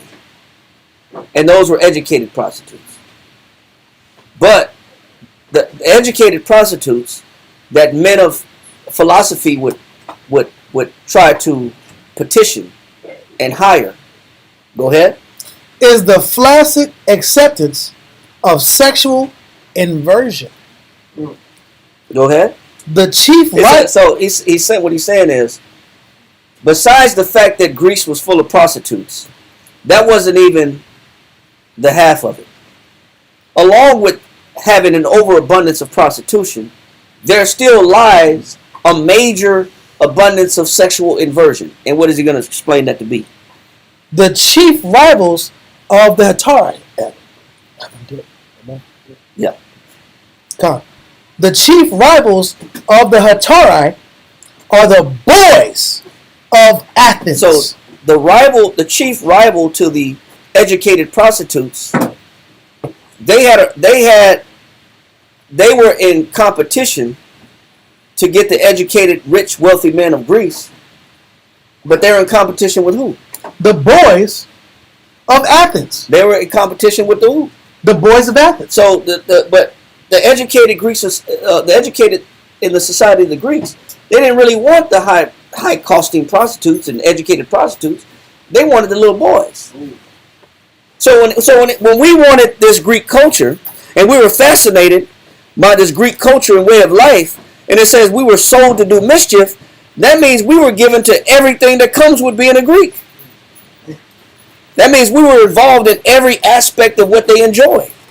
It says, and what they enjoy is what? The boys of Athens. Go ahead. And the courtesans. And what's your prostitutes? Read. Scandalized to the very depth of their pockets. Go ahead. He said they'll dig deep for the little boys. They'll pay for the little boys. They go heavy with the little boys. That's what they're excited about. Yeah, but he said they ain't sparing no expense when it comes to them. Read on. Never tire of denouncing the immorality of homosexual love. It says they never get tired of that. Read on.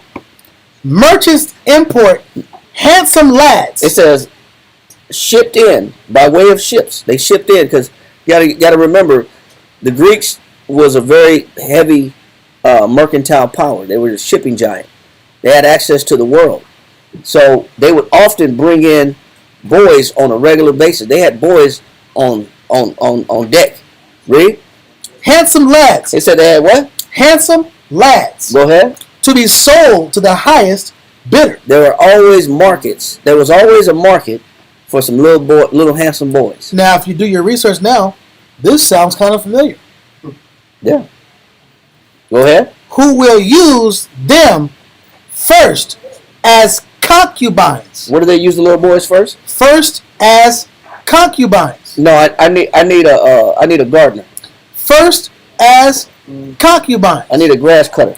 First as concubines. I need a laundry worker. First as concubines. I need a mechanic.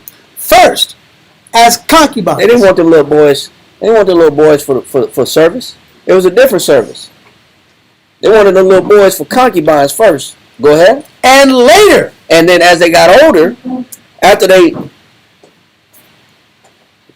humiliated them, shamed them, read. And later as slaves. And then they became slaves later.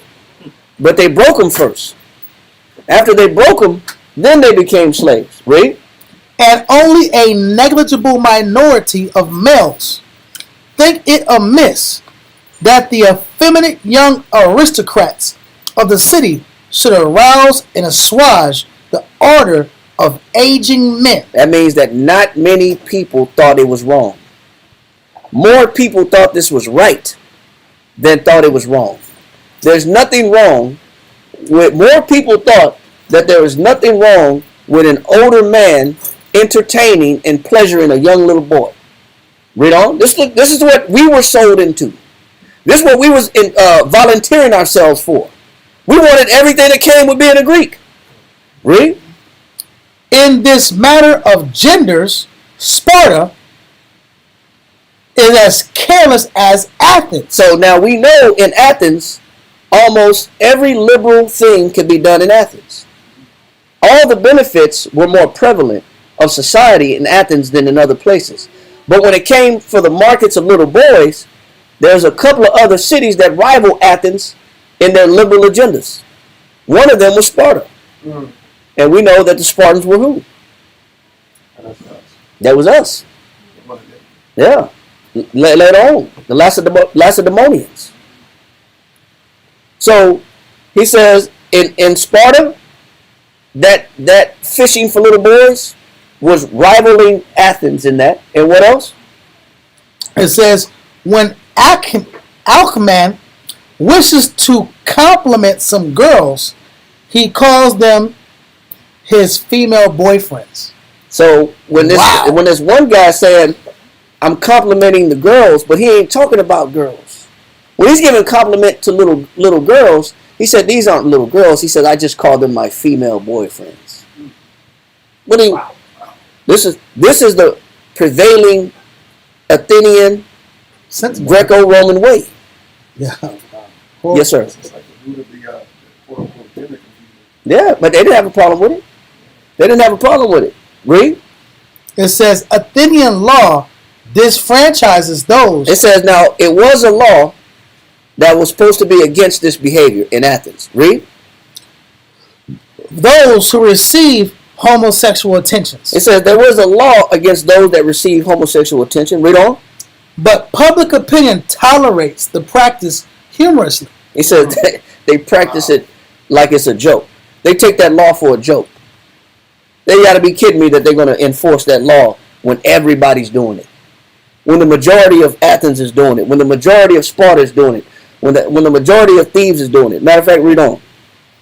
It says, in Sparta and Crete, no stigma of any kind is attached to it. It says in Sparta, in Crete, the island of Crete, Athens, it says it wasn't frowned upon. This was normal, everyday life to see an old man and a young boy walking together. But for concubinage purposes. Read. It says, in Thebes it is accepted. It's what? In Thebes it is accepted. Go ahead. As a valuable source of military organization and bravery. So, the Theban army believed that it bonded the military men together if they were lovers. It made them stronger fighters and more bonded together. Read on. It says, in Thebes it is accepted as a valuable source of military organization and bravery. The greatest heroes in the fond remembrance of Athens are Harmodius and Astygian. Yeah, he said these are heroes. Go ahead. It said Tyranides. It said they were what? Tyrannicides. Tyrannicides. And lovers. It said they were tyrannicides, meaning they were tyrants, but they were also what? Lovers. Go ahead. The most popular of Athens is in his day is Alcibiades. We'll stop right there. We're going to come back to this in just a minute. We're going to come back to this in just a minute. So we kind of wanted to go there to explain the culture that we were involving ourselves in, both in the question, boy courtesans, concubines, and others. Faiths had been outlawed by Hebrew law, custom from the get-go that our Hebrew ancestors initially know requirements of Hellenism. Well, yes, but what we see to answer the question, yes, we did know right from wrong, but what we see is that because the scripture says, as the king is, so is his what? So is his officers, right? So what he's showing is, as there is an intemperance and an impiety done in the priesthood, that impiety is trickling down to who? The people. So because the positions of the high priest was filthy, and it was based upon those positions were co-opted by murder, deceit, treachery, lies, broken promises. And so those positions were gotten by deceit. So that therefore that I could say devaluing of the law, statutes, and commandments trickled down to the people, where the people stopped caring. So the standard, the priests hold the standard. So if the priests had a standard, they would outlaw all this behavior. But as the priesthood standard collapsed and it became degenerate in their standard, so did the people in their obligation to serve the Lord.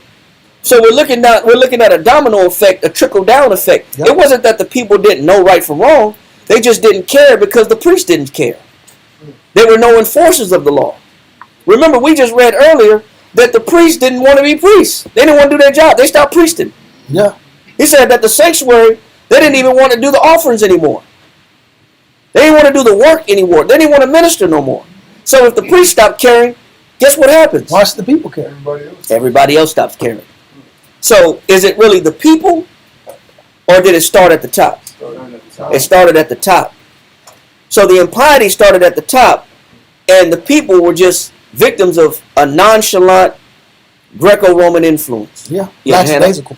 Yeah, and the Most High gave them up to about affection. Yes, absolutely. But what we watch is that as the head is, so is the tail. So is the ones following. You're only going to be as strong as those in front of you. So when there's an unraveling of morality and of faithfulness, then the people are going to just give in to whatever is around them. They're going to give in to the majority influence. They're going to give in to the culture. This is the code. This is what we're doing. If I see guys that I respected holding a little boy hand, is that where we at now? I mean, that ain't where we at. But understand. But if that's where society's at, then that's the prevailing attitude. That's the trend. Yeah. So now I'm just giving into that's the culture. Why are you tripping at me? Everybody got one. Everybody got a little boy luggage, little boy tote bag. He got a little tote bag on his arm. Yeah. Everybody got a purse, a boy purse. But if I'm watching people that are respectable in society give into this, then why am I? You can't blame me for doing it. I'm just holding hands with the world. I'm doing what everybody else do. So it's not really the people that's really at fault to it, but it starts at the top. And we saw that when Onias was killed, then you watched the culture start to devolve. When Onias was killed, you had Jason bringing in the gymnasiums. Then you had Menelaus undercutting Jason. Yep. And then you had Antiochus coming in restoring Menelaus.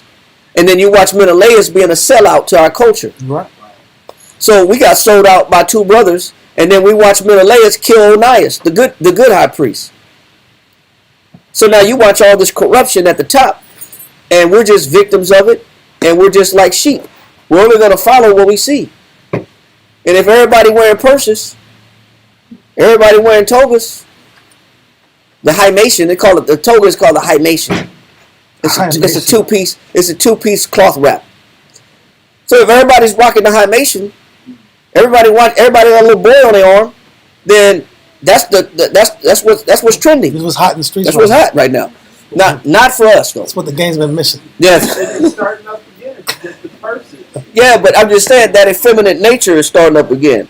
But let's go back now, because we had to isolate this point. When we talk about what we wanted versus the Most High, we wanted everything that came with the Greek culture, everything that comes with it. Now let's go to Daniel chapter 11, verse 28.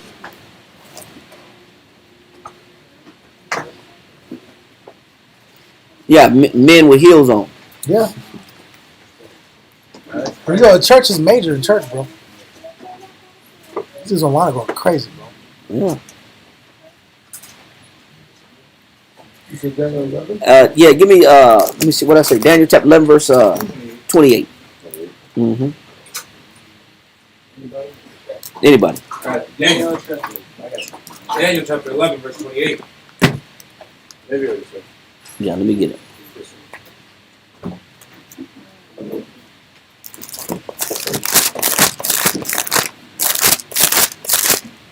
Let's get it. Daniel chapter 11, verse 28.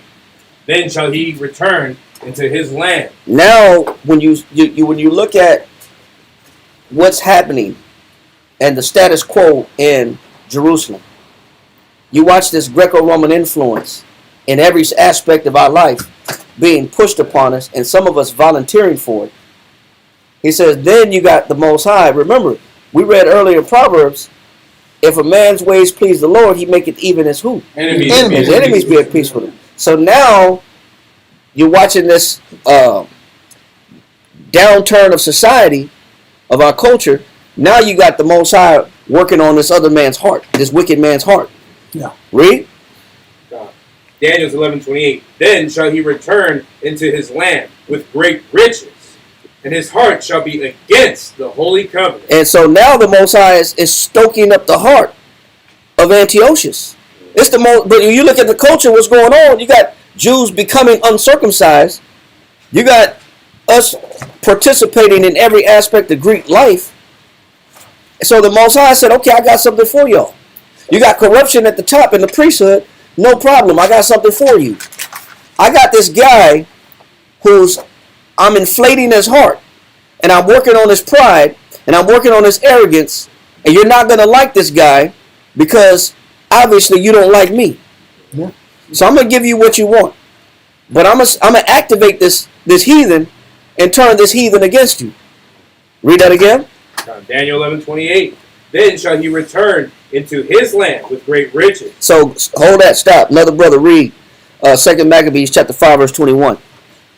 We never saluted you at that one. Slacking. Let's salute that one. Oh, did we? We did. No, we didn't. No, we didn't. Come on, salute that That's one. slacking. My-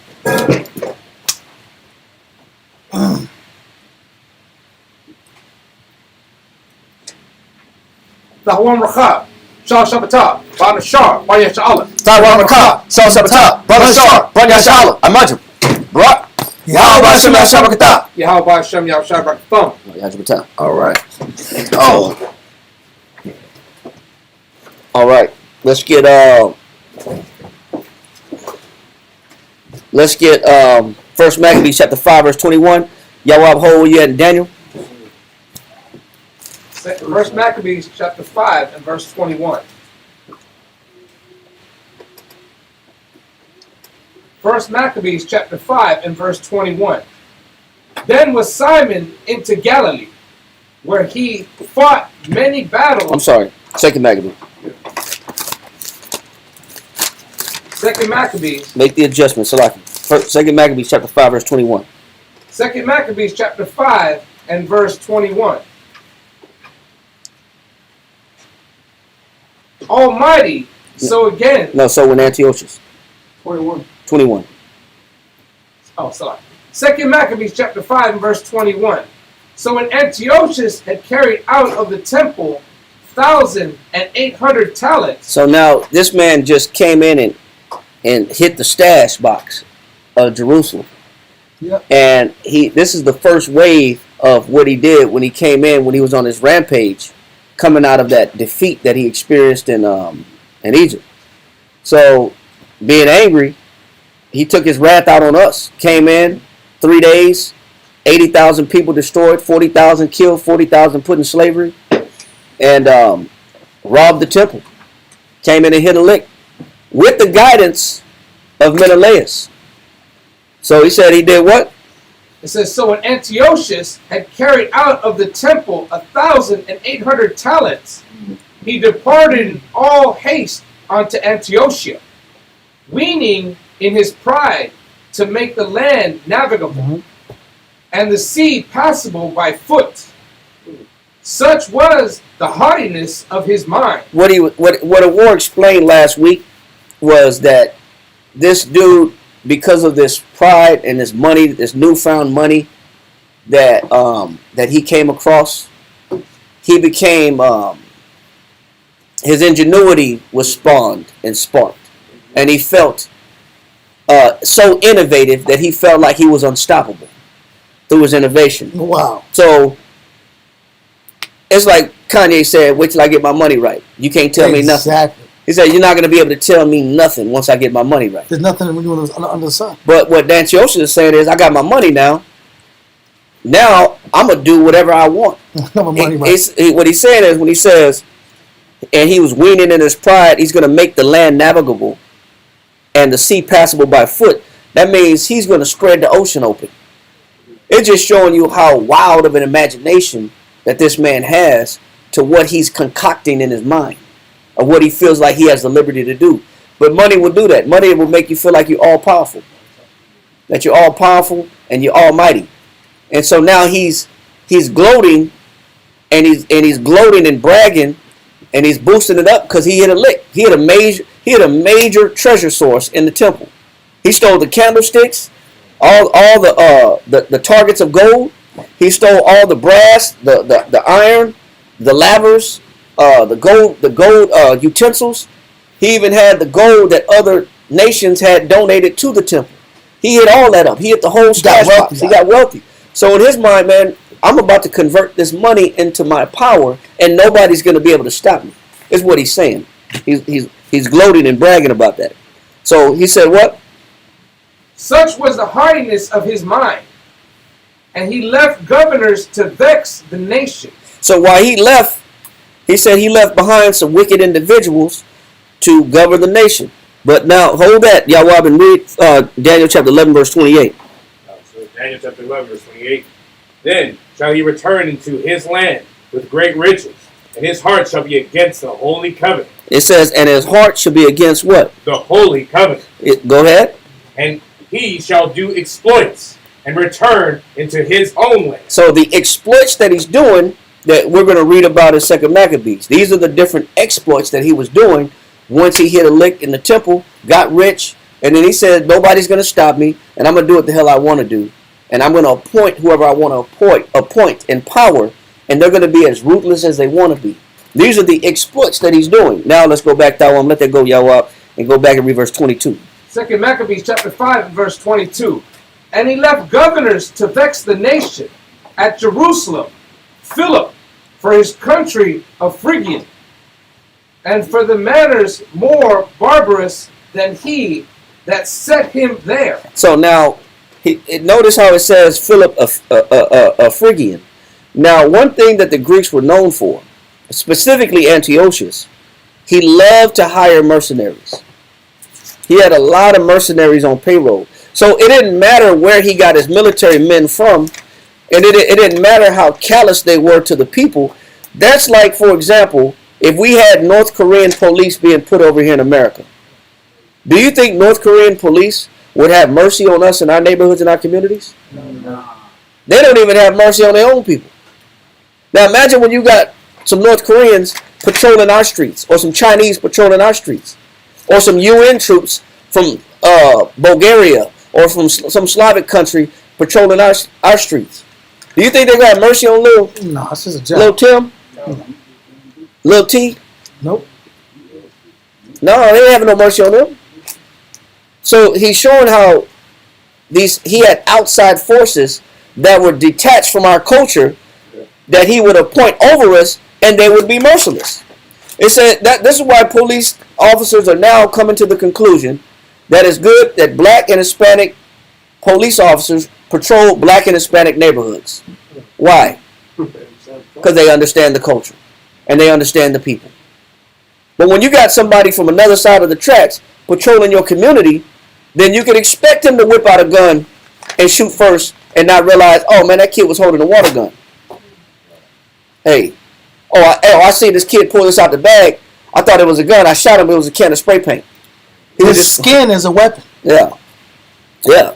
So now, this is what Antiochus was doing also in Jerusalem. He had these outside police forces, these mercenaries, coming in, patrolling our area. And what do you expect when these are outsiders? They're not going to tolerate you. They don't have mercy on you. They don't speak your language. They don't talk. They don't eat your food. They're not one with your culture. They can't relate to you. So to them, you just look like you're complaining or resisting. So them, you're going to die.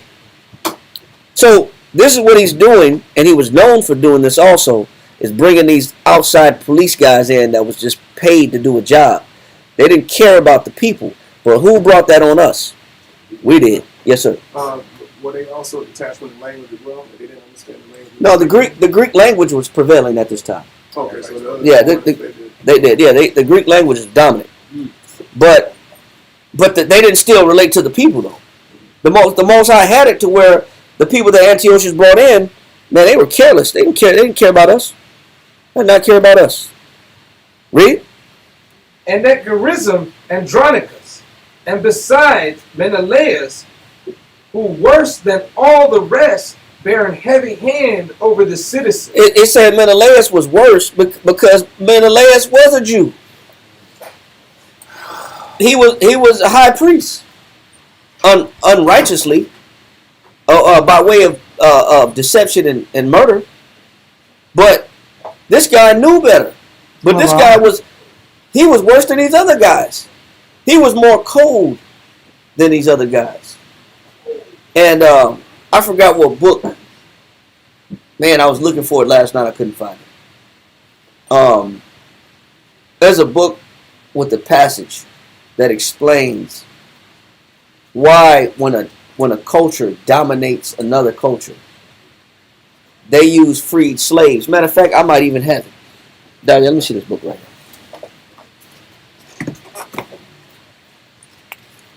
Freed slaves were better police because they had less humility or compassion. I'm like that Boys in the Hood movie. That black cop. Yeah, you could break that down. Yeah. No, that's the same look though. When you look at the black cop in Boys in the Hood, that character was a fictional character, but people, they connected that part of the story because a lot of people have experienced dealing with black police, and that to fit in to the white police, you have to be twice as barbaric and twice as callous as a Caucasian officer to fit in the group with the white officer. So to get social acceptance in the fraternity and brotherhood of being a police officer, you had to be extra callous with your people. And that's an aspect that comes with having slaves get positions of power, but serve the dominant society as a common pattern. Now, it might be changing today. There's a couple of videos online that show this new guy recently, this black dude who he killed a cop because his son was killed the week before. So his son was killed the week before, murdered by police, and so a week later, he ended up killing an officer. I don't believe it was the officer that killed his son. He was just a random officer, another officer. But a black cop got in the elevator with the book, because the brother got arrested. He was in all orange, head to toe. And then a black cop came in the elevator with the white cop and I guess some other, executive. And he was he had his hand on his gun, and he was twiddling his fingers on his waist, on his hip, with the belt, showing that he was on the side of the brother that had avenged his son, and that he would defend him if they did any violent acts towards him in that elevator. So what's it showing? It's showing there's a social division even amongst the cops right now based off of racial politics. But normally, on a normal circumstance, when it comes to racial politics, slaves are more callous for the purpose of acceptance. Yes, sir. Yeah, it has something to do with that Stockholm syndrome. Yeah, it has a lot to do with Stockholm syndrome and Israel. This whole class is about Israel desiring inclusion so much that they're willing to break their brothers, break off from their fathers, break off from their God, break off from what they've been taught, break off from their instruction they've been getting from their youth in order to get a small benefit. Just a small, not even a big benefit. Jury duty, acceptance, a pat on the back, acknowledgement, Greek citizenship. It just shows how much of a sellout and really a whore that we are. That we'll exchange the Most High for temporary societal benefits. And this flows into when you deal with celebrities. The celebrities are also going through the same process. To get the temporary societal benefits and to get, not just, when I say temporary societal benefits, I'm talking about get ads and to get financially backed and to get on certain shows. They have to be backed by different organizations. What they do, they go through a series of Greek festivals, Met Galas, sodomite rituals, Oscars, sodomite rituals, Met Galas. They have to promote an agenda. They have to have our face and promote an agenda. A good modern example of this is Kai Cenat. Kai Cenat is now signed. He's signed to the same talent agency as a lot of celebrities that are in movies. So now he's promoting T-Mobile. He's promoting different products because he has a big demographic of people. And guess what? Now they control his every single move and his every single decision because now he's a pawn for a corporation. It's the same exact concept, but just modern times. He went from streaming in his mama's house, doing push-ups on the floor with rats, literal rats, and blowing up out of nowhere, to selling out, to becoming a part of the Greek society in the background. And now he has to participate in Greek rituals in order to maintain his status. It's like Joe Rogan. Joe Rogan, once his podcast blew up, he signed. They came and threw money at him, and he signed a deal with Spotify. But you gotta be careful what you say, because now you're licensed and controlled by Spotify. You don't have all the freedoms that you used to have when you brought anybody and said anything on your show. No different than what's his name? No, Vlad, not Vlad. When they did that to Dave Chappelle, when Dave Chappelle was given that $50 million contract, and when he realized that he was going to be used, that $50 million contract was a ball and chain. Yep. And then he knew that he wasn't going to be able to do what he wanted to do, and he wasn't going to have control even over his own material. He couldn't even write his own jokes. No more creative control. So he just shot the hell and got to Africa and got the hell out of here, because he still wanted to retain his creative control. Because once you sign a contract, you are their property. But I couldn't find that. I'll find it some other time. But the best police force was from the low class societies. The slaves made the best slave leaders. Yeah, and we could pull the same point when it comes to slave times in the antebellum slave time, when they had the slaves whip other slaves. Yep. They had certain. Y'all watched the movie Django, right? And they had Samuel L. Jackson, and he was the one that was in rulership of the other slaves in the plantation. But who they elect to do that? One of our own. Yep. So So the whipping, the beating, and the snitching to keep and moderate the population.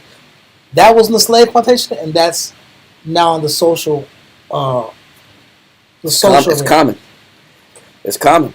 Second Maccabees, chapter 5, verse 23. That one. 2 Maccabees chapter 5, verse 23. And at Gerizim, Andronicus. Now keep in mind, we went through this last week to show who was at Gerizim. That was that Sumerian temple that was an offshoot, generic version of the temple in Jerusalem. That they would flip-flop based upon where the Jews were in prestige. So if the Jews were recognized by the Greeks and getting benefits, they say, we too are Jews. But in actuality, they were Zidonians. But if it benefited them, they would say, we believe in the Most High also. Exactly. We serve God also. We have a temple where we sacrifice also. We're also Jews.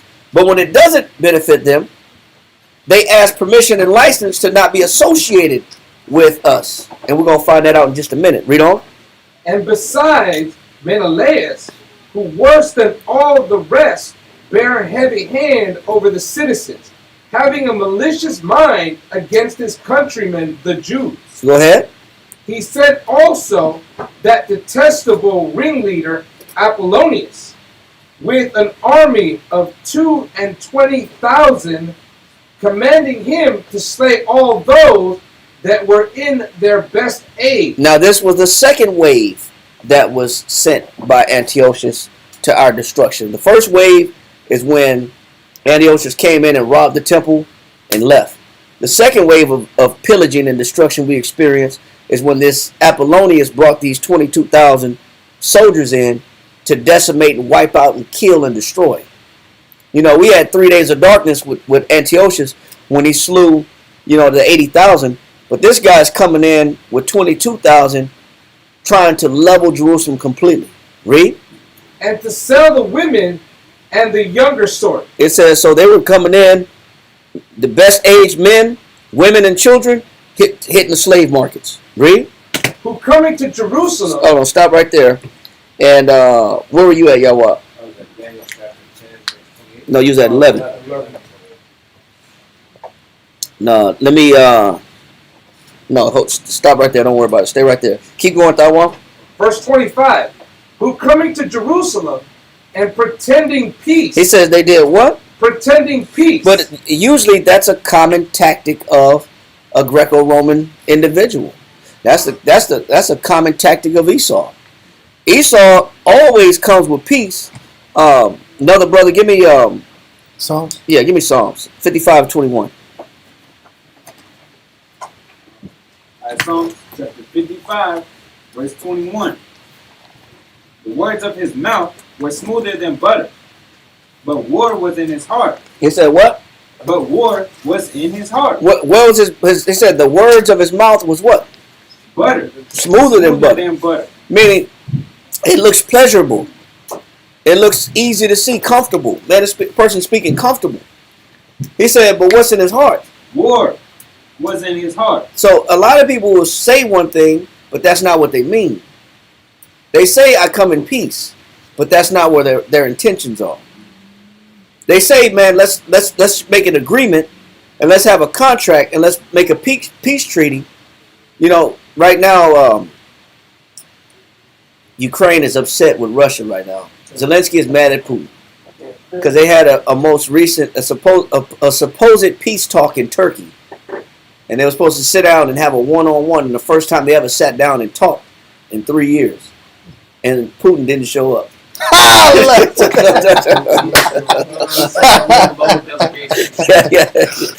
He's mad, man. Yeah, I'll be there, man. Yeah, I'll be there. I got you. I'll come around the corner 5 minutes away. Yeah. Right there. Yeah, but Zelensky was mad. He's hot. See, he does not want peace. He does not want peace. But I just thought that was funny. But he said, read it again. The words of his mouth were smoother than butter, Go ahead. but water was in his heart. He said, but war be in his heart. This is where you got to watch out when you got people that talk about peace and I want to make peace, and man, you got to let action speak. You either love not a word or a tongue, but in deed and in truth. You got to let action speak. People that want peace, they talk this peace stuff. Let their actions speak. Don't just listen to their words. People say any damn thing, specifically Esau in particular. Read. Can I pull a switch? Yes, sir. Proverbs real quick. 14 and 15. Proverbs chapter 14, verse 15. Proverbs chapter 14 and verse 15. The simple believeth every word. Read it again. The simple believeth every word. The simple believes every word, bro. Israel is really good for believing in whatever type of wording, patriotic wording, flowery speech, presentation we're given. We'll believe whatever we're presented with. But that means I'm simple. Simple.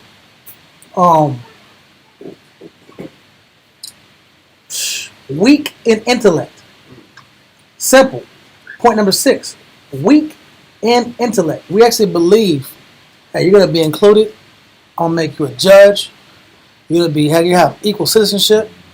We're going to live together and be together. And We're going to put down our weapons. we'll put our weapons down and we're going to be one.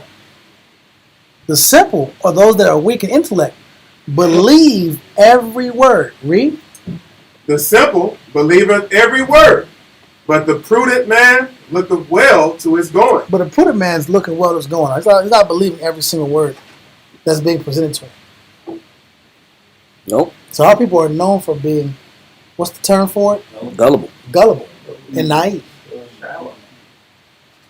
All right. So let's get back to verse 25. 2 Maccabees chapter 5 and verse 25. Who coming to Jerusalem and pretending peace did forbear till the holy day of the Sabbath. He said he held back from his true intention until the Sabbath day. Read. When taking the Jews keeping holy day, he commanded his men to arm themselves. He said, listen, on this day, we got a strategy, we got a plan. Wait for the Sabbath. They'll be most at ease and the most unguarded and caught off guard. They'll be in a mind of celebrating the Sabbath and taking the Sabbath break, and they're not thinking about war on that day. Read on. And so he slew all them that were gone to the celebrating of the Sabbath. Completely off guard. Shows you the kind of strategy that Esau possesses. He'll catch you when you least expect it. Yeah. When you come in peace, you ain't got no weapons. Just like they did Montezuma. Didn't the Spaniards do that to Montezuma? Got him the same way, bro. They said, we just want to talk to your king. Take us to your king, we can talk to him. As soon as they showed up, they grabbed him. And then they grabbed him, kidnapped him, and then they said, if you ever want to see him again, I need you to do this. I need you to bring me the corn. Bring me the corn and the gold. I need the gold in order for you to see the king.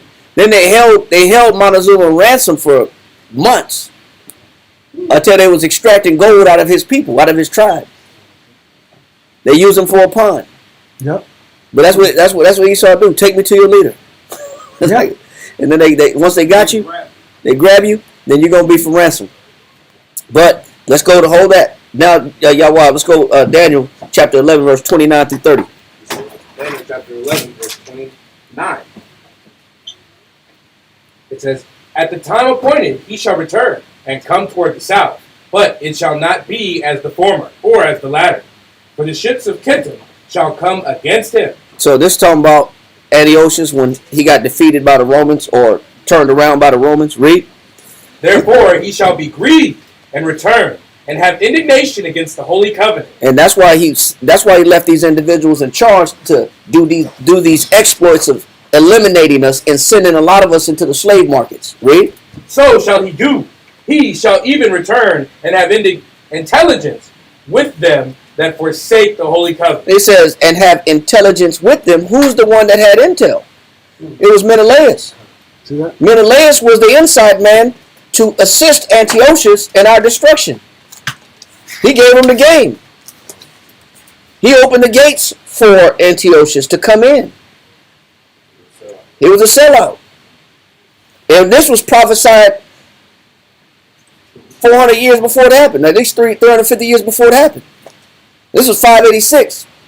Antiochus was born 215. And he came in power 175. So we got almost 500 years before this actually happened. So Daniel saw this in the vision. He saw the damn snake of a man, Menelaus. Read. Verse 31. It says, "And arms shall stand on his part, and they shall pollute the sanctuary of strength, and shall take away the daily sacrifice." It says they're going to do what? Take away the daily He sacrifice. says he's going to strip away the daily sacrifice. He said we're going to take away the daily sacrifice. Go ahead. "And they shall place the abomination that maketh desolate." And he said that abomination of desolation is that damn idol statue that they put into the temple, which they named Jupiter. But Jupiter is the Roman equivalent to the Greek Zeus. So it was the statue of Zeus that they put in the temple and forced the sacrifice of swine's flesh on the temple. And so, hold this. Let's go to 1 Maccabees chapter 1, verse 41. Hold this, y'all. 1 Maccabees chapter 1, verse 41. 1 Maccabees chapter 1 and verse 41.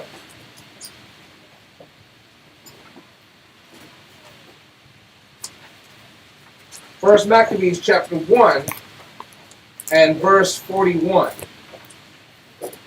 Hold this. More, Hold this. Let me get this real quick, too. You're in 1 Maccabees chapter 1, verse 41, right? Okay. Let me grab this, too. Okay, go ahead. First Maccabees chapter 1 and verse 41. Moreover, King Antiochus wrote to his whole kingdom Go ahead. that all should be one people. He said, listen, I want everybody to be the same. I don't want any other religion. I want one law that dominates all people. I want one custom that everybody follows. So one world religion. One world religion. Right? Read. And everyone should lead his law. And you should get rid of your religion. Get rid of your belief system. Stop reading your Bible. Put down your customs. Read on. So all the heathen agreed according to the commandment of the king. And they said all the heathen agreed. Okay, we're going to stop. All the Persians stop believing in their Zoroastrian gods or whatever gods, and the Persian gods. He said we're gonna go follow the Greek gods. Go ahead. Yea, many also of the Israelites consented to his religion. And then so the problem is with us.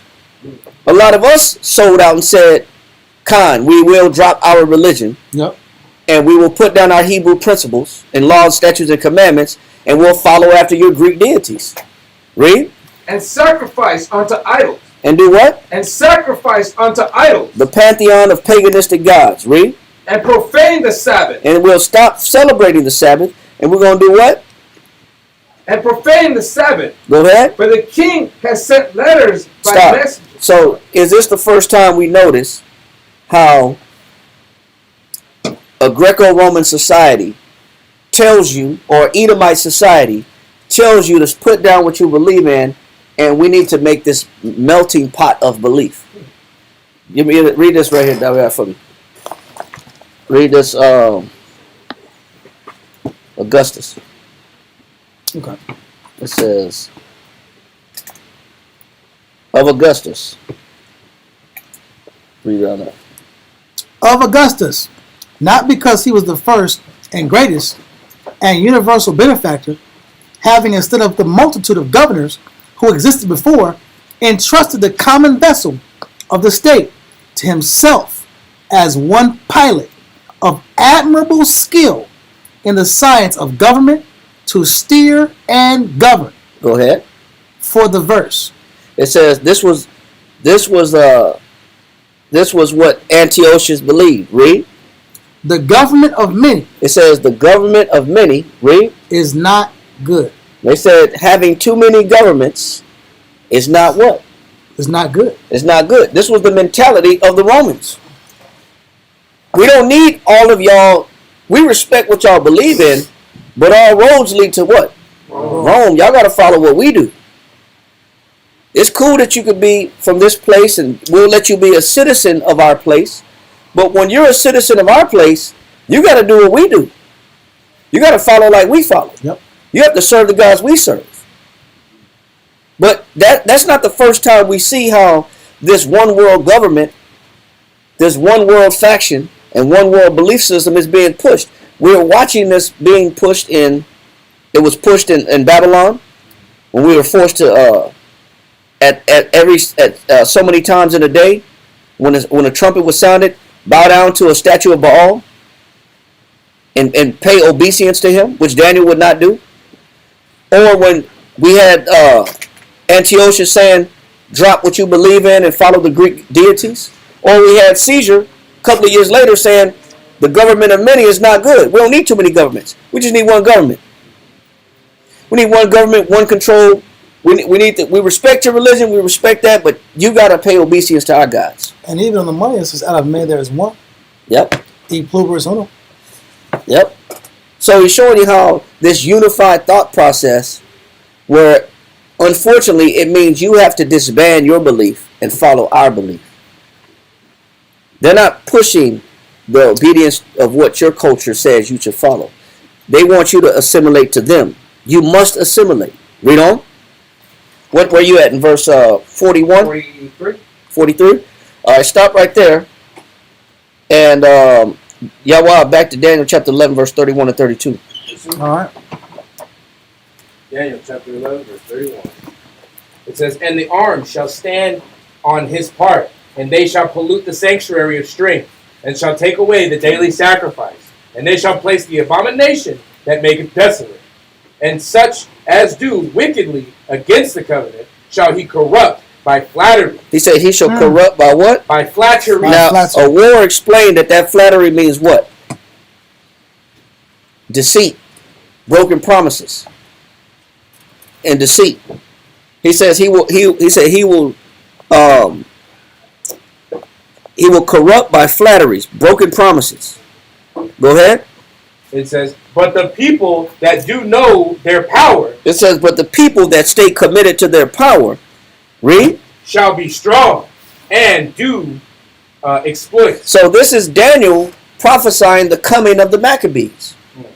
Daniel sees the Maccabean dynasty resisting Greco-Roman rule. This is in Daniel. So he's being, the Most High showed him how some of us are not going to give in to the Greek way.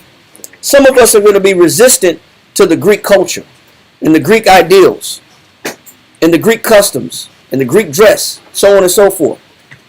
So he says, but the people that do know their power shall what? It says, shall be strong and do exploits. He said they're going to be strong and they're going to do exploits. Exploits. You know, they're going to win incredible battles. They're going to win victories in battle. So hold that and let's go back to 2 Maccabees chapter 5, verse 23 through 27. 2 Maccabees chapter 5, verse 23. And at Gerizim, Andronicus, and besides Menelaus, who worse than all the rest bear a heavy hand over the citizens, having a malicious mind against his countrymen the Jews. He sent also the detestable ringleader Apollonius, with all the army of 22,000, commanding him to slay all those that were in their best age, and to sell the women and the younger sort, who coming to Jerusalem, and pretending peace, did forbear to the holy day of the Sabbath, when taking the Jews, keeping holy day, he commanded his men to arm themselves. And so he slew all them that were gone to the celebrating of the Sabbath, and running through the city with weapons, slew great multitudes. Yeah, go ahead. But Judas Maccabeus, with nine others, or thereabout, withdrew himself into the wilderness, and lived in the mountains after the manner of beasts, with his company, who fed on herbs continually, lest they should be partakers of the pollution. It says, so they chose to separate themselves from the Greek influence that was dominating and prevailing in the city of being uncircumcised, sacrificing of swine's flesh, serving these idol deities, all the different deities of the Greek culture, all the paganistic gods of Greece. He said, we're having none of it. We're going to go and establish a camp in the mountains. And whatever we find, we'll eat what we could find. We'll forage for food if we have to, which is what they were doing. They were, whatever they come across, some berries, some leaves, some grass, some stems, some roots, they were finding their food.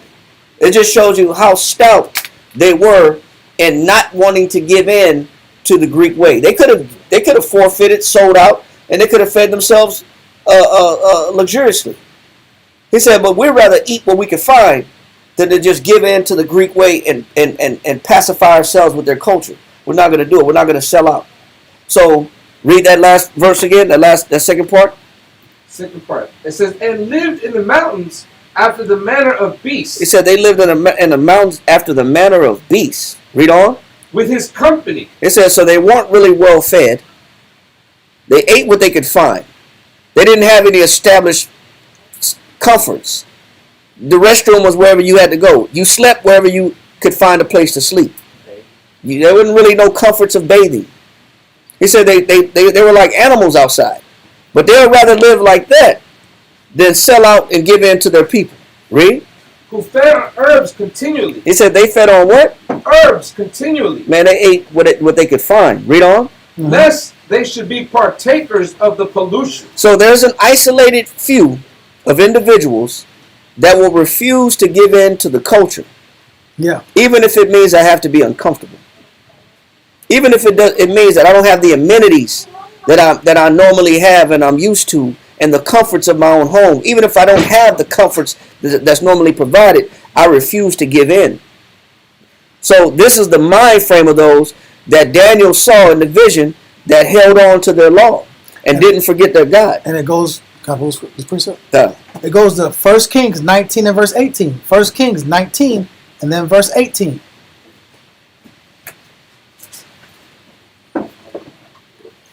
First Kings chapter 19, verse 18. Mm-hmm. Yet I have left me 7,000 in Israel, all the knees which have not bowed unto Baal, and every mouth which hath not kissed him. So there's always 7,000. There's always a complete amount of people who aren't going to submit and Hellenize themselves and sell out their culture, their belief, and the laws of the Most High. They're not going to bow their knees and submit themselves and kiss the image of Baal, of these foreign gods. There's always those that have people that have piety, that are willing to stand up, they're willing to have piety and live uncomfortably for the righteousness of Christ and the Most High. And that's the goal. Always be in that number. Okay. Let's go to Second Maccabees chapter 6, verse 1. 2 Maccabees chapter 6 and verse 1. Not long after this, the king sent an old man of Athens to compel the Jews. So now you had these insurgencies and that were sent out, these entourages of influencers that were sent out by the Greeks to convert whatever leftover Jews they could find to the Greek way. So that now you had these insurgencies and these search parties. Let's go find the Greeks that still don't want to let go of their Hebrew culture. These Hebrews that don't want to lock into the Greek culture. Let's go find them. Read on. To compel the Jews. It says, and they sent these search parties out to do what? To compel the Jews. So the king put out an order, go find any Jew that's unconverted, and I need y'all to go convert them. Go convert the leftovers. If they didn't go into slavery, and if they are still alive, they better convert. Read on. To depart from the laws of their fathers.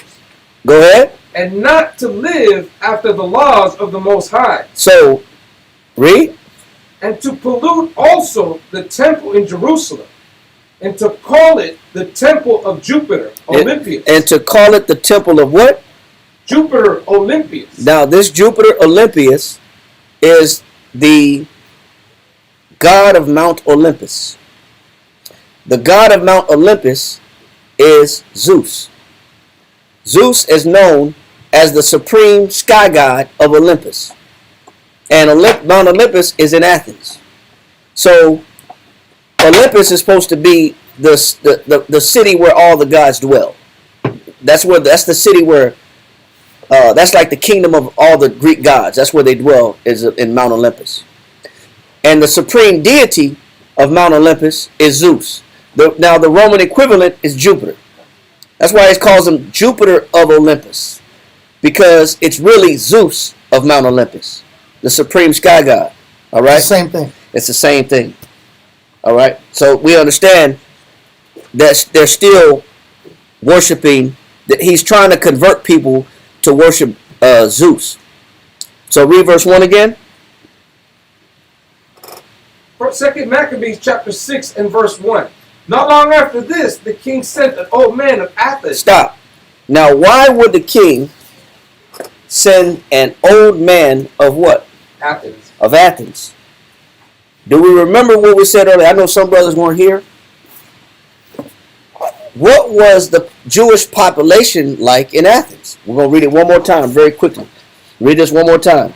The privileges. The privilege of citizenship was a complex of rights. So I get rights if I become a citizen? Go ahead. To which were attached certain very definite and sharply emphasized obligations. I got an obligation. I got obligations to the Greeks, but I get benefits in return. I get privileges. Read on. What those rights were dependent upon the constitution of the given polis. Go ahead. Greek city-states or policies. Go ahead. Where they were fullest, as in Athens. And where do you get the most rights at? At Athens. Why did the king Antiochus send out an old man from Athens to Jerusalem and to convert the unconverted Jews? Elderly men. He was an elder. They tend to be more respected and more listened to and looked up to by younger people mainly. That's one answer. That's one reason. Yes, sir. Yeah, the elder men are renowned. So if you see the elder men doing this or doing something, everyone else is going to follow. Like you said, as the officer, so is the people. As the king, so is the officers. As the officers, so is the people.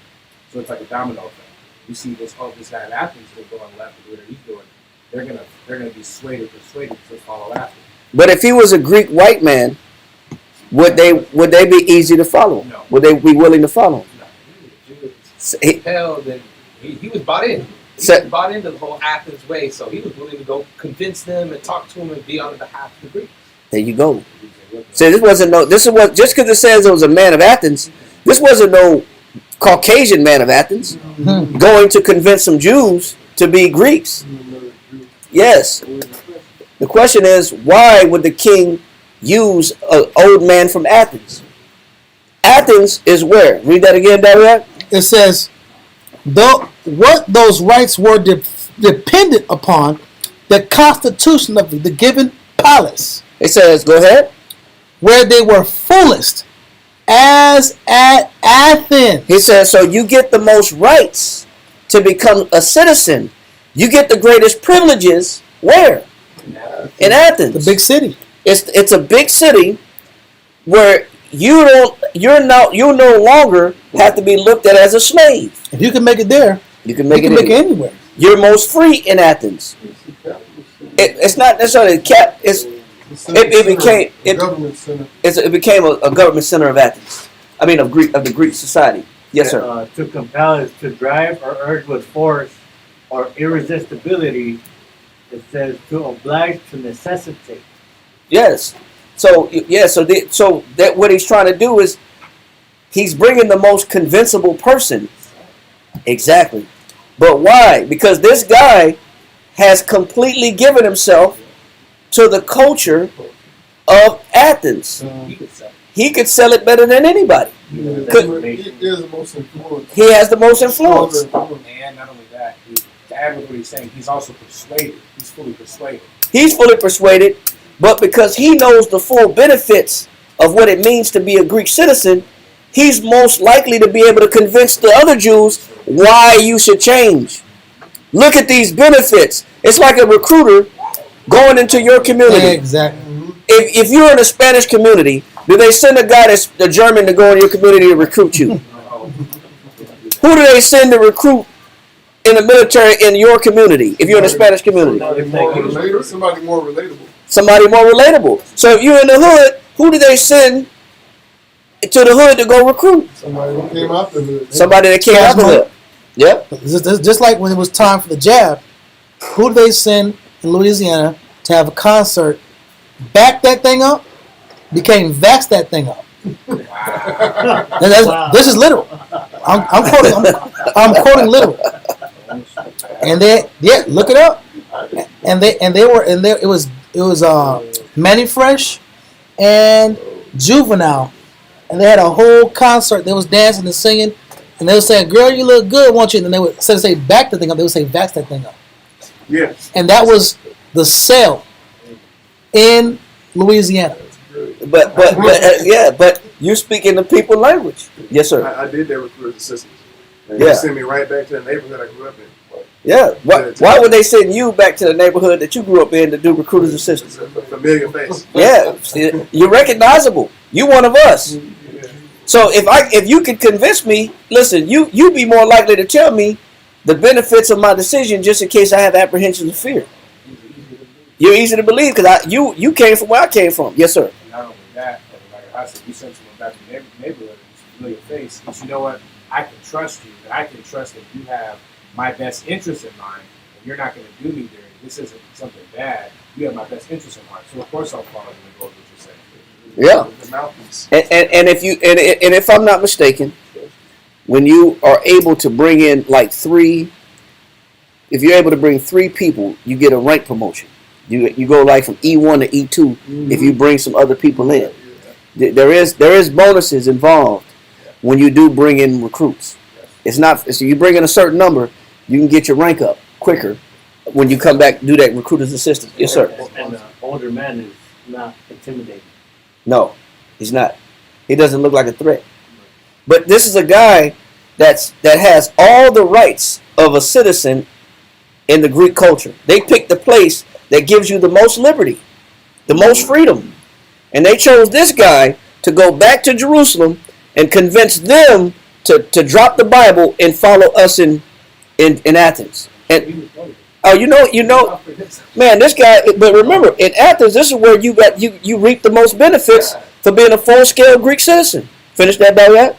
It says, where they are fullest, as at Athens, they included voting in the public assembly. So he's telling the Jews, listen, man, You can change laws. You can change your leaders. You can make a difference. You can vote. You can vote. We have power now. We have influence. Go ahead. The holding of public office. You get to hold office. This guy has multiple selling points that he could bring back to Jerusalem to tell them why they should drop their Bible. Yes, sir. You know, when you know all the ins and outs of it, yeah, it's way easier to, compare and contrast to the Jews, Yeah. Tell them, like, hey, this is what we got. You got these benefits over here. This is what you could be doing. All types of sales taxes. Yeah, but you know what? When you're confident in what you're selling, it makes it easier. You can sell down to anything when you believe in it. But this guy is fully convinced as an Athens citizen. He got all the rights as a citizen. He got all the benefits. They knew who to pick, bro. They know who to pick on purpose to go sell your people what it is that they want you to do and what changes you got to make. Yes, sir. Yeah, because the thing with that recruiters assistants is that they catch you right at your period of your illumination. Yeah. Right when you first get out of basic, you first start making your first bit of money. Yeah. So they send you right back to that. You got all these stories. You're alive. Yeah. You got all this information spread. You're enthusiastic about Yeah. it. You see how they catch you at your before you learn the truth about what really comes with it. Yeah. They catch you at your highest and most when you're innocent. illuminated point. Yeah, you're innocent and you just came out of throwing. Man, I threw some grenades and man, I was shooting this M16. And I was shooting the M60 and we did this. We was crawling and we did this raid training. And then so I was like, man, this guy has a whole nother life. And you're selling this but you don't even know what you're fully involved in. You ain't been deployed 4 or 5 times yet. You ain't got shell shock. You ain't got like some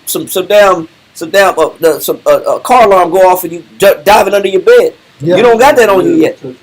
Yeah, but when you are innocent, but you see the benefits, man. I was scared too. I was afraid too. It's gonna be over before you know it. You meet people from all over the world. You travel the world. You ain't gonna never leave the hood, man. Ain't no chances in the hood. You gonna stay here. You gonna die in the hood, man. This your way out.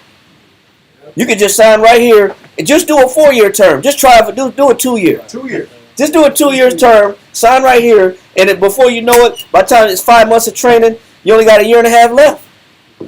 After 5 months of training, you got a 1.5 years. So you'll be out of there, man. And then they're gonna pay you for your school. Then you get your VA loan. Then you're gonna get this benefit. You get free dental. You get free vision. Then this is why they're using. They know exactly who to use. They use a person that has all the benefits of what it means to be a Greek. Send him back to Jerusalem to convince the people to give it up and to change. He has the right influence. Read on. It says, no, to finish that. We got the point. Okay. Yeah. Read that, Taiwan. 2 Maccabees chapter 6 verse 1. Not long after this, the king sent an old man of Athens. The king knew exactly strategically why he sent this man from Athens. Because Athens was where you got full benefits. Read. To compel the Jews to depart from the laws of their fathers, and not to live after the laws of the Most High, and to pollute also the temple in Jerusalem, and to call it the temple of Jupiter Olympius. He said he has to be a good ass salesman. Read on. And the Inquisition of Jupiter, the defender of strangers, as they did desire that dwelt in the place. He's saying in Gerizim, in the Samaritan temple, they already did it. They have already made that conversion. So you're not doing something new. They've already done it, but we know that's that off-brand, them damn off-brand Persians that's in Mount Gerizim that has that phony temple that the Tobias set up as an alternative offshoot of the temple in Jerusalem. They weren't real dedicated Jews, but he was using that as a selling point. See, they've already did it over here. What's the big deal? It's already being done. It's the way of the world, man. You're behind in times. The world is changing before us. The world is going Greek. Why aren't you giving it up? Why aren't you going Greek? Everybody's going Greek. Read. The coming in of this mischief was sore and grievous to the people. He said the coming in of this mischief was sore and grievous to the people. He shows you why. Give me the definition of token. Give me the definition of token. What's a token? Now, the title of the class is called The Inquisition of Antiochus. The token Jew versus the resolute Jew. Token.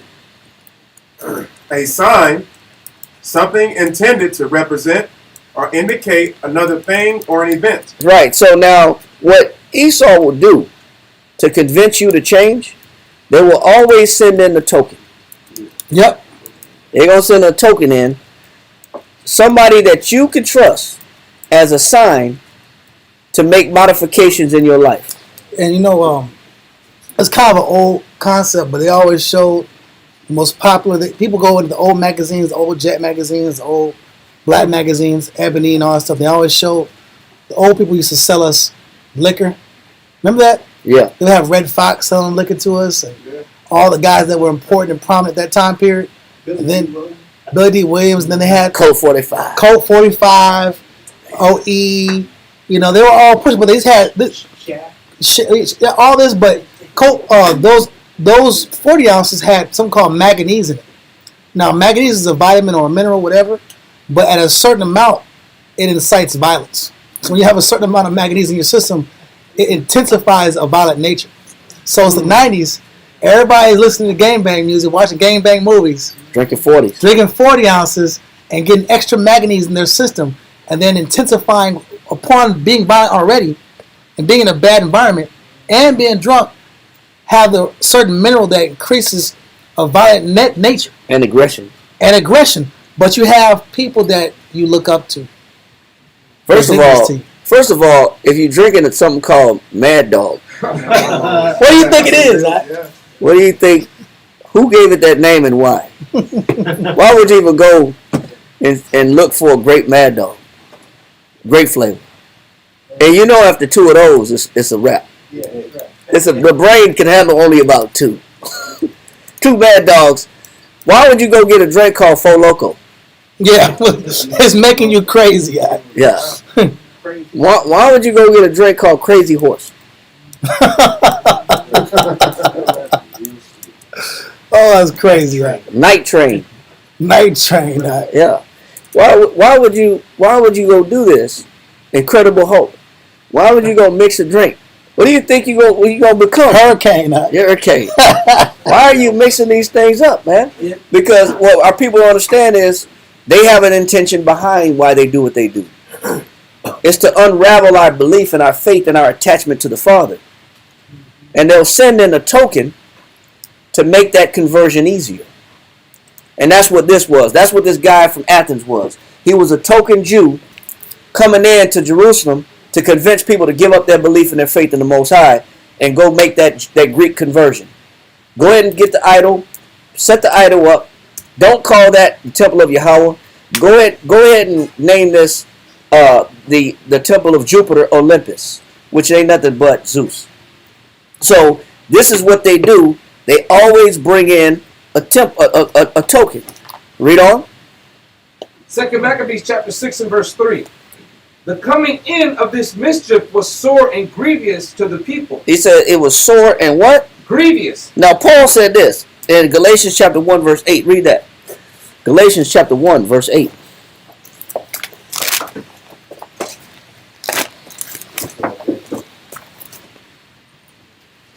Yeah, hold Daniel. We might come back to it.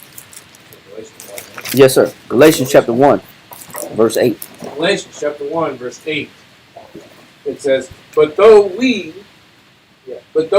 or an angel from heaven preach any other gospel unto you than that which we have preached unto you, let him be accursed. Paul said, let that individual, he said, I don't care if it's us or an angel. He said, let that person be accursed, man. That person is doomed that brings any other doctrine from what you have taught. He said, let that individual be cursed. What he's saying is, this is how committed that we should be to our doctrine and our faith and our belief.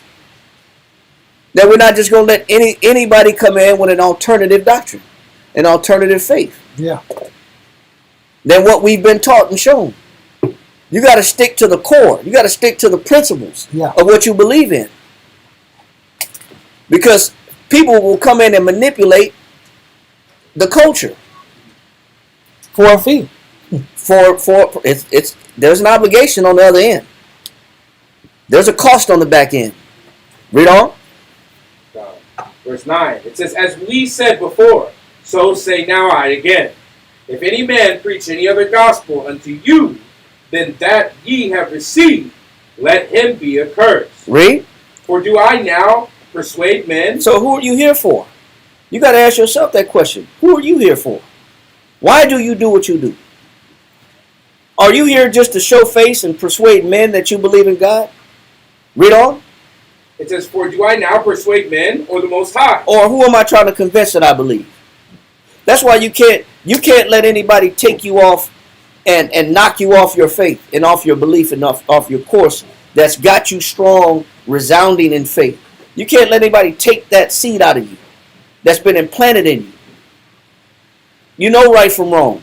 And once you've been shown right from wrong, how could you have somebody come in and tell you, nah, what you know is wrong, it's okay now. If it was wrong then, it's wrong now. That's true.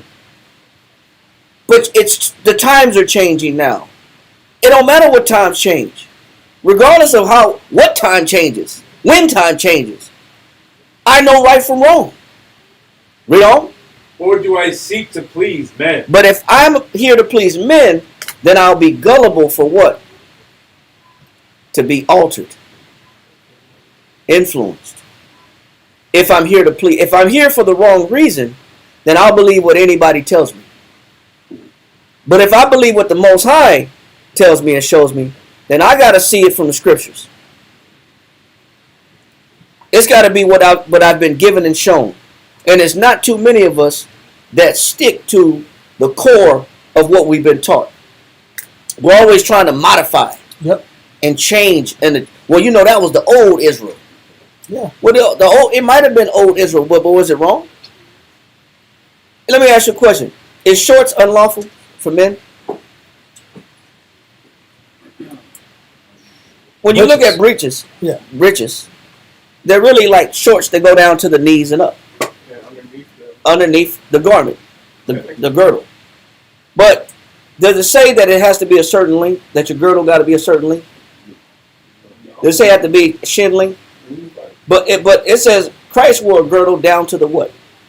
To the foot. He wore a fully girded down to the foot. But does it say that you had to have every garment down to your feet? No. But because we were taught coming in that men shouldn't be having their legs out. It was something we was taught. Also. So is it wrong? Or is it just something that was given to us and shown to us when we first got this knowledge? It's not necessarily wrong. But it was what we were shown that was, hey, this is appropriate. What we had was gun boots. We had military boots, sweats, gun belts, military, a sweater top, and a gun belt holster that had our Bible in our pocket. The look was militant. But do I say now, well, that's old Israel, so we don't have to look, we don't have to give off a militant look. I can now give off a more refined look, a more modern look. It's more hip. Listen, the militant look separated me from the feminine world. It was the militant look that told the world, I'm not with you. It's the fact that I didn't dress like you that made me stand out and say, damn, why do you got all the fringes on your pants? Why you got studs? And when I came in the truth, we had gloves that had studs on them.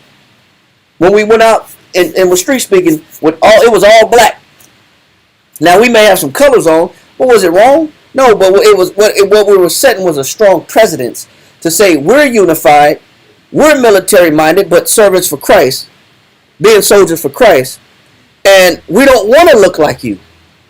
We didn't have fades, and we didn't have, like some brothers say, the sargasso, which is that refined, trim, real articulate beard. That genuine beard? That real refined, where everything is sharp and cut, real sharp around the chin, and it's everything is refined around the lip, and it's all cut to precision, and it's edged up all around the jawline. Yeah, we didn't have we call it the sargasso. Yeah, even my brother sometimes say that. Yeah. But we didn't rock a sargasso. But we had just a rugged, raw beard. Some brothers had it combed out, but it was full, and it looked good. But what did that tell the world? I'm not trying to be like you. I'm not trying to be like you. I'm trying to be like what the Bible say. But you got people that will try to come in and try to tell you that you don't have to do that. You can trim your beard now. And then you got brothers that are looking for that. I'm looking to find out, what is the line? I'm trying to tiptoe the line. How far is too much? How far is too much? Can I get it down to where it's like almost skin? Is that acceptable, brother? I don't see why that's a problem. That's sharp. And I got to argue because I got it damn near touching my skin. I used the 1, brother. I used a 0 with a half guard. Like, damn, brother, you want it down touching your face? I did a 0.5. I used a 0.5 on the clippers. Because you got some brothers that try to toe the line because they're trying to still inject their own personal comforts. But what Paul is saying, listen, man, stick to what you were shown. Stick to what you was taught. You know, we had beards, ponytails, braids, and brothers was well groomed, froze. It was well groomed, but it wasn't refined like the world. It wasn't articulated like the world. Matter of fact, I want to get this point because there's certain things that's the Greek way, man.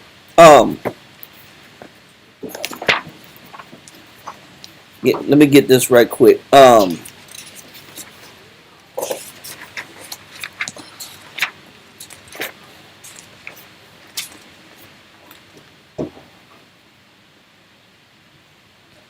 Read this, Dawiyat.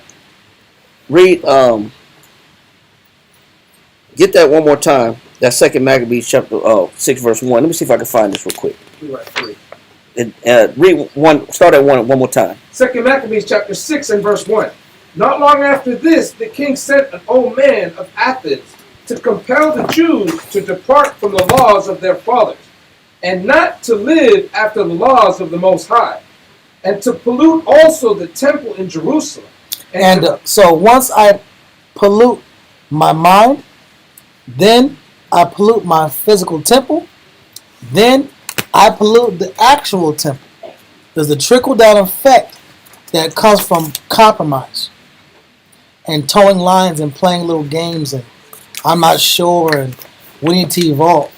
Listen, what's the limits? What's the limit? We understand it's okay to have the concept of improving things, but improvement and diluting are two different things. If we improve something, it's to make it better, more disciplined, more sharp, more beneficial. Like someone went in a long class a long time ago, he pointed out, nevertheless, meaning what? It's all about doing more, adding more to what you've been taught. The Bible says a wise man hears a word and does what? Adds unto it. So the idea of evolutionary improvement is about adding the disciplines and increasing the disciplines and perfecting disciplines within the lines of the scriptures, not doing some extremist concept. We're not being extremists. We're keeping the concept and we're keeping the essence and we're bringing the vitality of what we were taught to the modern age because we're Hebrews. But if we're sitting here watering down the church, now we're watering down who? After you water down the church, who do you water down after that? Who's in the church? People. The people, the congregation. Now you're watering down the congregation. Now they don't even have the opportunity to get the same potency and strength that you had because you gave it down. You gave it to them in a watered down, diluted, quote unquote evolved form. You get the concept? So when you water down the congregation, who are you watering after that? The children.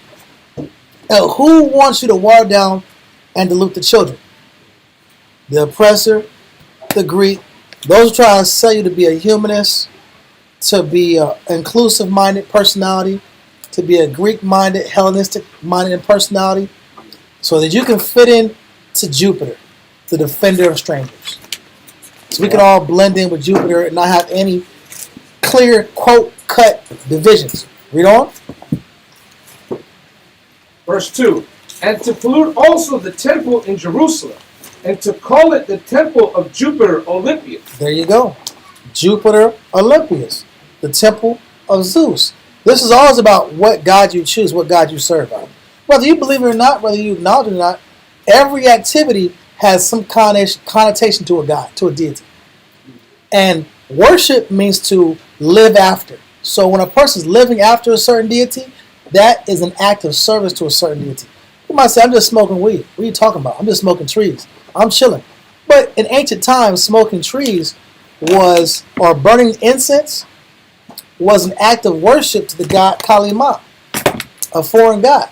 So you look at it as a form of relaxation in the eyes of the Most High, in the eyes of God.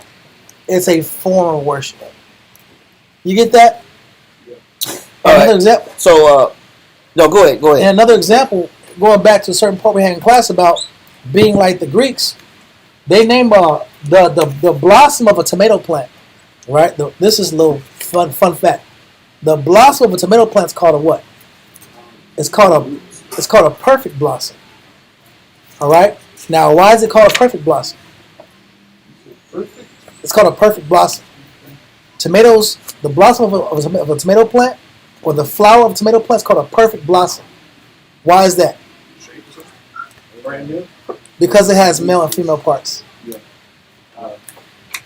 A tomato blossom is one of the only plants, not the only, but one of the only plants that has both male and female parts. So, to the nation, that's perfect. So to be a complete man, you have to have male and what? Female parts. What's another term for that? It's a hermaphrodite principle, a Baphomet principle. A male and female principle is a book called The Superior Man, The Superior Male. And in the book, The Superior Male, the philosopher writes, it is a modern book, that to be a complete man, you have to have a little femininity to be a well-rounded, complete man. The Greeks call it animus and anima. Animus and anima. Animus is a woman with a masculine spirit, and anima is a man with a feminine spirit. These are the philosophies and concepts of the Gentiles, and that's what makes you perfect. You're perfect when you can be 50% man and 50% woman. That's why it's a perfect blossom. So what are we saying? We're saying that whenever you engage with these Gentiles, even when it comes to just planting some tomatoes, the concept behind their thinking, the scripture says they are of the vine of what? Sodom. The scripture says they're of the vine of Sodom. So when you blend them with the nations, what does it show? It's also an act of, I'm not trying to say all the words out here, but blending in with the Gentiles is also an act. You're not just blending in for business, you're blending in your sexual culture is a part of your identity as a man. And support your identity in Christ. Read this for me. I found it. Yeah. Okay. Read this right here. Because this is Philo. And Philo was well alive at the time of the Greeks. When they were in their height in Alexandria. Read this right here. The matter of raiment. The matter of raiment. Enjoining what men ought to wear. It says there's limits to regarding to what a man should put on. Read. And prohibiting with all its might a man from wearing the garments of a woman. It says, by all means, a man should not be wearing the garment of a woman. Meaning he should try as much as possible to distinguish his dress code from a woman's dress code. You know, because we tend to like to blur the lines of what's appropriate because we don't, it wasn't really like a law to say I don't wear pink. Yeah, ain't no law against a man wearing pink. But did you come in a camp of brothers wearing pink? You didn't. No. So, but because there's no law against it, what we try to do is add and say, well, what's the limitation then? Where's the boundary then? Where is it wrong at? He specified it. Yeah, because nobody ever told me that it was wrong. But yeah, show it to me where it's wrong. But where it was wrong at is the fact that you came in a camp where men didn't wear pink. That wasn't the norm of your teachers. That wasn't the norm of those that are around you. That was your officers and your leaders and your captains and soldiers. That wasn't the example. But we have men now that because, you know, regardless of whether it's time or that's just the way of the world, or it's more acceptable now, or it seems appropriate, or I never saw a law against it. We try to inject these little things. Well, who are you here for? That's why Paul is saying, whatever you was taught, whatever doctrine you was taught, hold on to it. If you didn't see your teachers, if you didn't see the camp rocking pink, then why throw it on? Read. He says we should try to distinguish as much as possible that from what a man and a woman wears. Read. In order that no trace. It says that even though it's not a law against the law, it says, but he says you shouldn't even want a trace of what? Of shadow. Go ahead. Of the female. It says a man should not want any trace or shadow of the female. Can I make a point? Yeah. You got to argue with Buzz. Buzz had a pink diamond in his ear. Right? You're like, brother, can you take this pink diamond out your ear? And the Buzz want to argue with you. Want to argue? Yeah, I'm like, brother, listen, it's a pink diamond. Israel be like, nah, man, you know, it's fly, man. I think it's something. You don't like my style. You hating on my style. You're hating on my style. Listen, bro, it doesn't make sense to rock a pink diamond in your ear and then put on some combat boots on. You're sending a confusing signal. It's not what you were taught. What general walking around with pink diamonds in his ears? And saying this is my style. This is my style. But Israel wants to argue about it. Israel like to argue. But that's why Philo said, listen, he's in the midst of a Greek society. He's saying you don't want to have no trace or no shadow where it can be mistaken that you're wearing something that pertains to a woman. Yes, sir. You know, the scripture says, don't let your good works be evil spoken. Con. Right, but you know, somebody can misinterpret what it is that you got on. And you could set off a trend that can send some other people that's watching or brand new in the wrong direction. What we're looking at is why the king Antiochus used the man of Athens to come in and inject a Greek philosophy. He's using this man because this man is fully sold into the Greek way. And so he's got to use him as an influencer. I got to get this guy to influence them. He knows what he's doing. But it puts off the wrong influence when a man is wearing something that the Most High says, hey, that's not appropriate. Yes, sir. Oh, and I didn't mean to say like the actual good works, but not to put the example. I think like I feel part of it. Exactly. You know, think of their mind. Like this is what you're about. Read. It says, the prohibiting with all its might a man from wearing the garments of a woman, in order that no trace of shadow of the female may be attached to the male part of mankind. Go ahead. To its discredit, for the law, being at all times in perfect consistency in accordance with nature, desires to establish laws which shall be akin to and in perfect harmony with one another from the beginning to end, even in those minute points which by reason of their significance appear to be beneath the notice of ordinary legislators. So what ordinary legislators may feel like, it doesn't matter if a man wear pink or a man wears something that's kind of blousy. It's not a big deal. But what he's saying is, if you understand the mind of the Most High, when the law says that a man shall not wear that which pertained to a woman, he's saying that there should be completely opposed. There should even be that shouldn't even look like a blouse with lace trim on it. It shouldn't even have a feminine connotation to it. It should be completely what a man wears and what a woman wears. It shouldn't be this kind of like there's a unisex section where you can shop unisex. Is this for a man or a woman? No, it says unisex. Either one of us could wear it. The Most High didn't create this unisex. He created a distinction. That's what a man will wear, and that's what a woman will wear. But when you got the Greeks coming in saying that that's not that important, that's not a big deal. It's not pink, it's salmon. You know what I'm saying? Yeah. Like you got us coming in with these different ideals that these are just hip huggers. These are just low-rise jeans. Just low-rise jeans. Come on, brother. But this is what we got to fight amongst us when we're being influenced and bombarded with outside cultures trying to tell us what is appropriate and what's not. And then you got men in the camp. Hopefully you don't, but some men in the camp will try to push the lines of what's appropriate and what's not. Yep. They'll come in inspection with super tizzy tight pants on. And they'll have the concierto. Si acaso. And then they'll push their way out.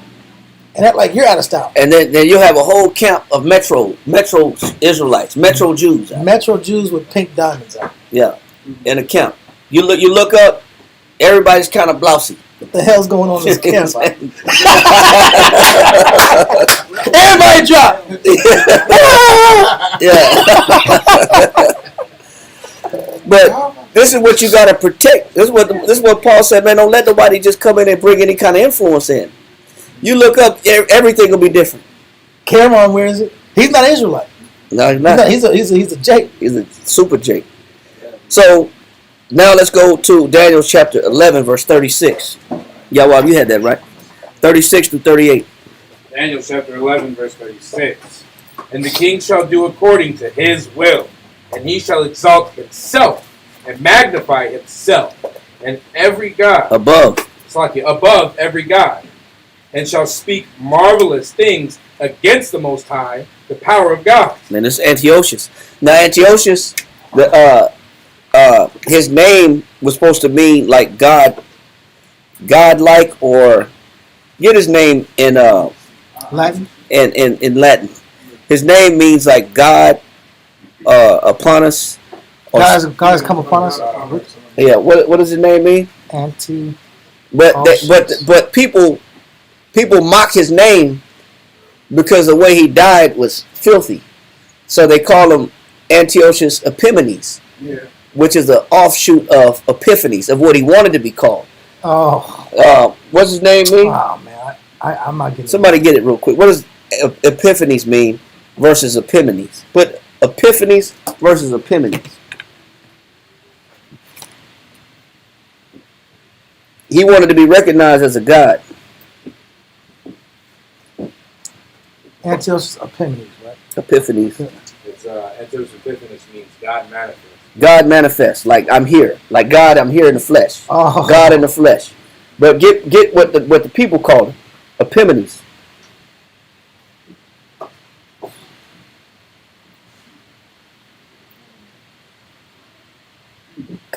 Epimanes.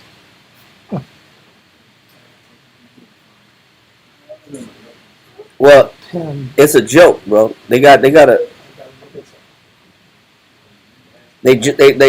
name went down in history as infamous for not being God manifest, but being something else. It says Epimanes is a Greek nickname meaning the mad or insane.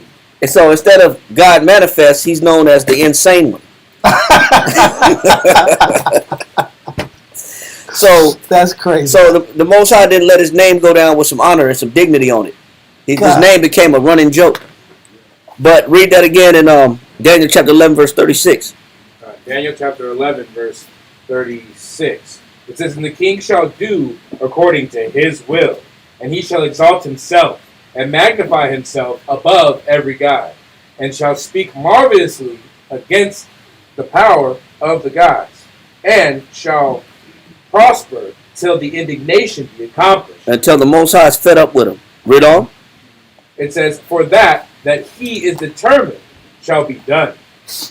Neither shall he regard the Most High." No, the power of his Neither fathers. shall he regard the power of his fathers. So he's showing how Antiochus' fathers had a respect for the Most High. They're his forefathers. When you look at the early Greek Seleucid kings or even Ptolemaic kings, they would pay homage to us. Remember, Ptolemy Philadelphus ordained that the law be written in Greek and paid big money for it. $2 billion. Yep. So they had a respect for our culture. He said, but this guy had no respect. This is Daniel again seeing Antiochus and explaining his temperament. He had no respect for the holy commandments or the covenant or the holy temple. Read on. It says, "Neither shall he regard the power of his fathers, nor the desire of women, nor regard any god, for he shall magnify himself above all." And that's why he gave himself the name God Manifest. But he's really the insane God. Read. "But in his estate shall he honor the Most High, or the power of forces, and a god." It says he honored the power of what? Forces. Control, power. He was a tyrant. What he magnified himself on and honored the most and respected the most was control, domination, and power. That's why this man came in and ransacked Jerusalem. He was a control freak. Read. It says, "And a god whom his fathers knew not shall he honor with gold and silver and with precious stones and pleasant things." So this man was a vain man. He was very vain. Give me back to 2 Maccabees 6 and 4. 2 Maccabees chapter 6 and verse 4. "For the temple was filled with riot and reveling by the Gentiles." He said, so when the Gentiles came in, man, it was just mayhem in the temple. Give me 1 Maccabees chapter 1 verse 44. 1 Maccabees chapter 1 and verse 44. "For the king had sent letters by messengers unto Jerusalem and the cities of Judah, and they should follow, that they should follow the strange laws of the land, and forbid burnt offerings and sacrifice." It said, listen, stop the sacrificing to God. That's done with. We're not allowing you to do that anymore. Read on. "And drink offerings No more drink offerings. No more sacrifices to the Lord. Read on. in the temple, Go ahead. and that they should profane the Sabbath and festival days." That said, no more high holy days.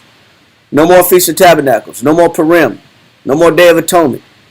No more Feast of First Fruits. No more Passover. Read on. "And pollute the sanctuary and holy people.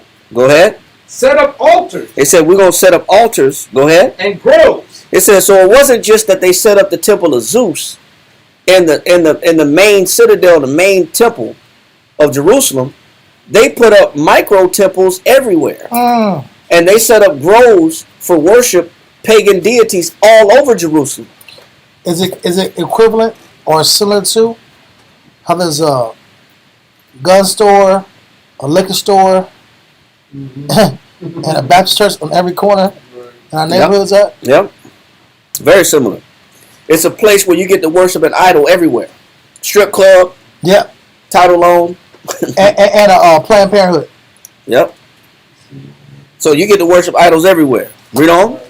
Set up altars and groves and chapels of idols. They said they put chapels of idols. Chapels. Chapels are little stationary places where you get to go and worship this monument.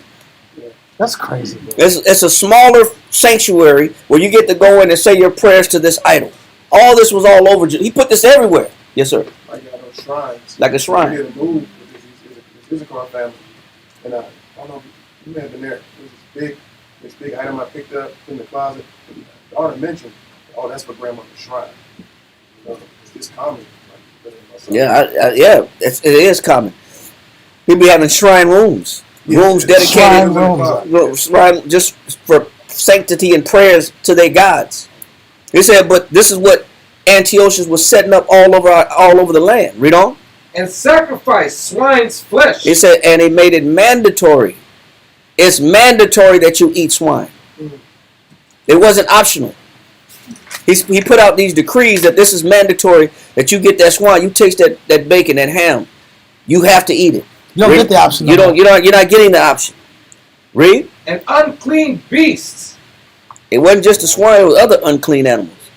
You ain't no telling what he was making us eat. Camel and rabbit, coney.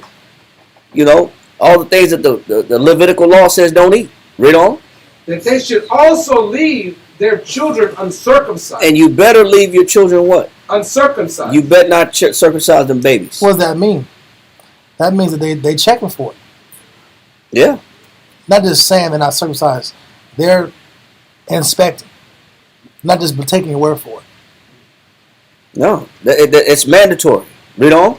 And make their souls abominable with all manner of uncleanness and profanation. He said that was the objective. The objective was to brainwash our people and to abandoning our laws and our faith to commit to the Greek way. That was the objective, was to brainwash us. Read. To the end they might forget the law and change all the ordinances. It says, and change everything. That was the objective. Antiochus had a commitment to convert all of us to unbelievers and pagans. He was going to paganize all of us. That was his objective. And he did everything in his power to convert us out of our customs and our culture and walk after the way of the Gentiles. 1 Maccabees chapter 2 verse 19. 1 Maccabees chapter 2 and verse 19. Then Matthias answered and spake with a loud voice, though all the nations that are under the king's dominion obey him. He says, I don't give a damn if all the nations that are under the king's dominion obey him. Read on. And fall away every one from the religion of their fathers. Go ahead. And give consent to his commandments. Go ahead. Yet will I and my sons and my brethren walk in the covenant of our fathers. Go ahead. The Most High forbid that we should forsake the law and the ordinances. We will not hearken to the king's words. We ain't listening to this guy. Read on. To go from our religion. We're not abandoning our religion. We're not giving it up. We're not making no changes. We're not making no concessions at all. Yes, sir. That's amazing. It's like making yourself an enemy to hundreds of thousands, even maybe millions of people. Yeah. That's amazing. Yeah. He said we're not doing it. We're not. He said we don't care what they do, what the world does. We're not following the way of the world. Read on. Either on the right hand or the left. He said we're not moving on the right, an inch to the right or an inch to the left. We're staying the course.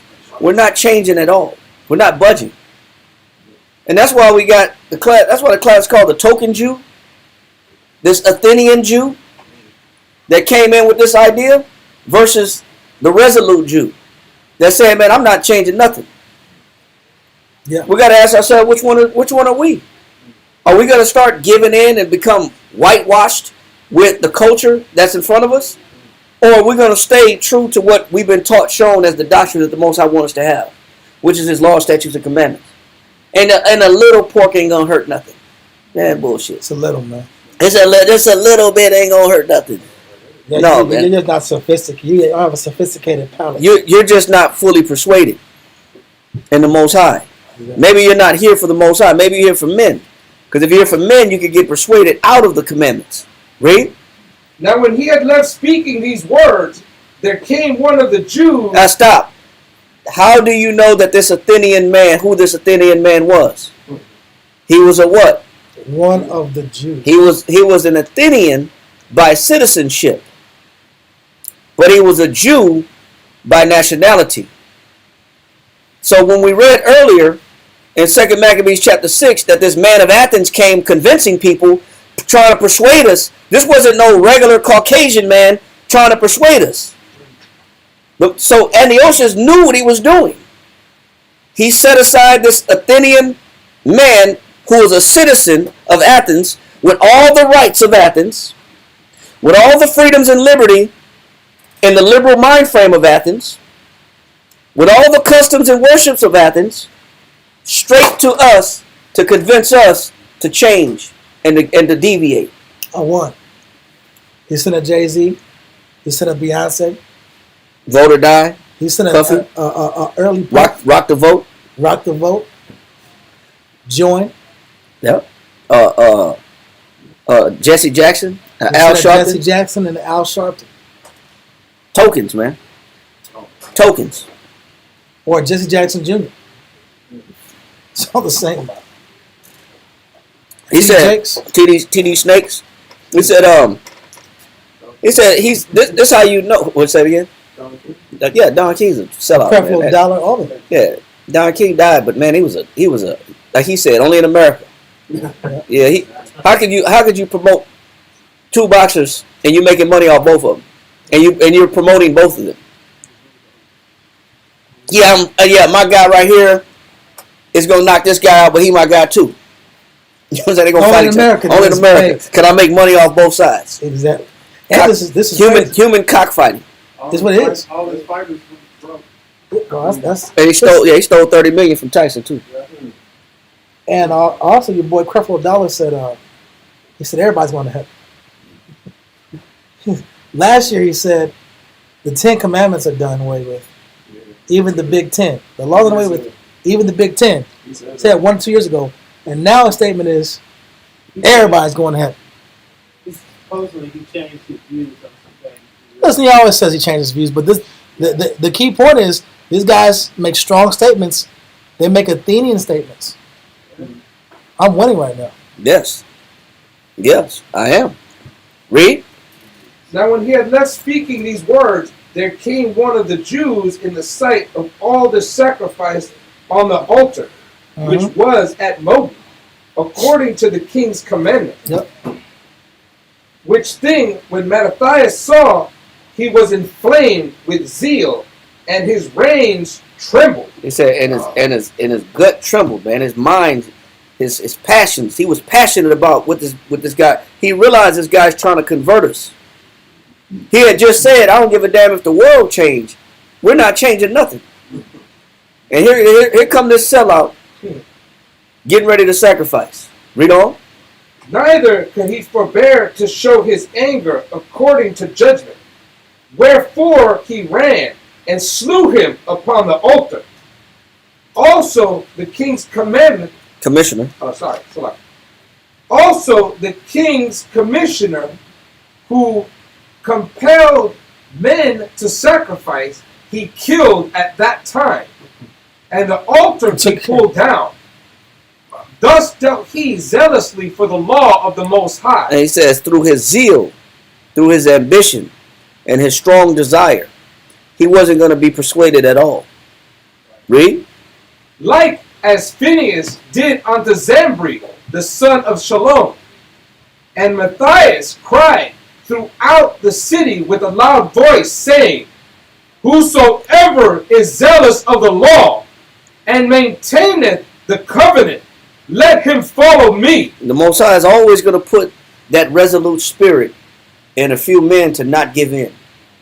There's always going to be a handful of men that's not going to budge. There's always going to be a select few with a small body that's not going to make any changes, not giving up the law, statutes, and commandments, not budging. I'm not forfeiting what I believe in. Go back to 2 Maccabees chapter 6, verse 18. 2 Maccabees chapter 6 and verse 18. But let this that we have spoken be for a warning unto us. He says, so all things written aforetime is written for what? Our learning. We got to learn from these stories. This is not just Bible stories.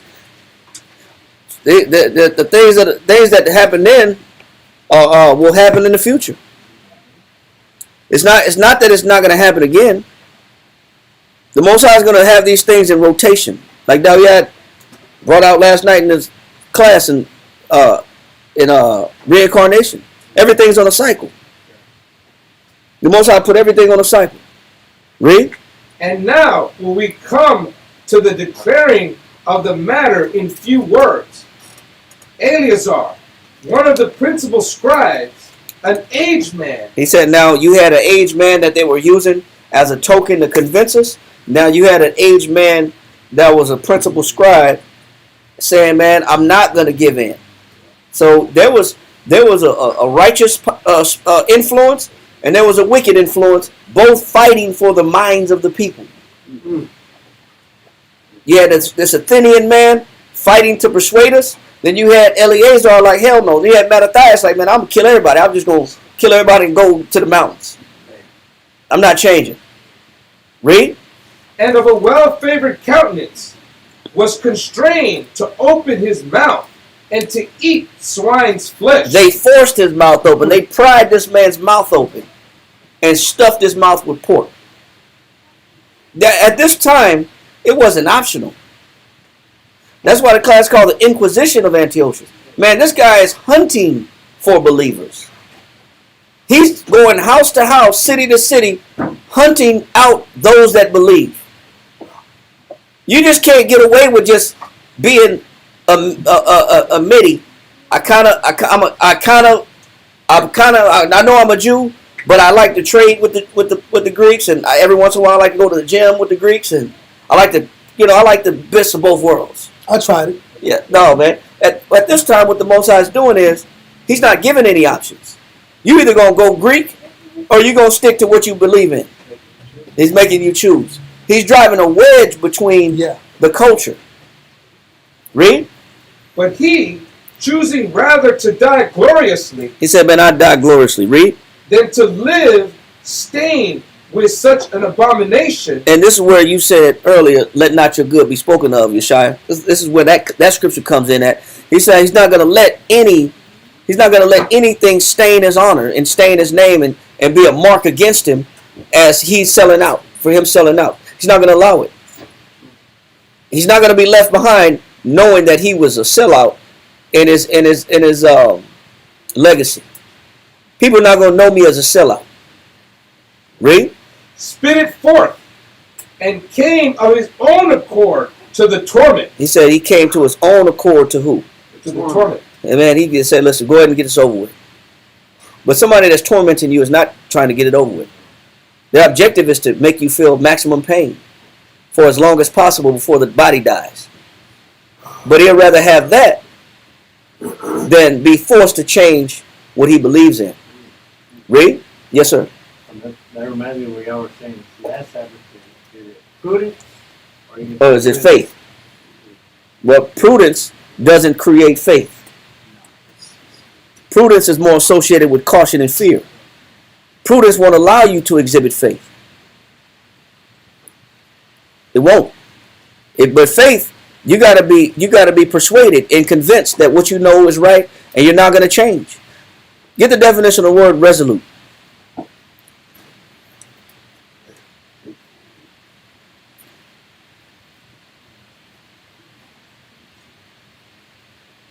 Resolute.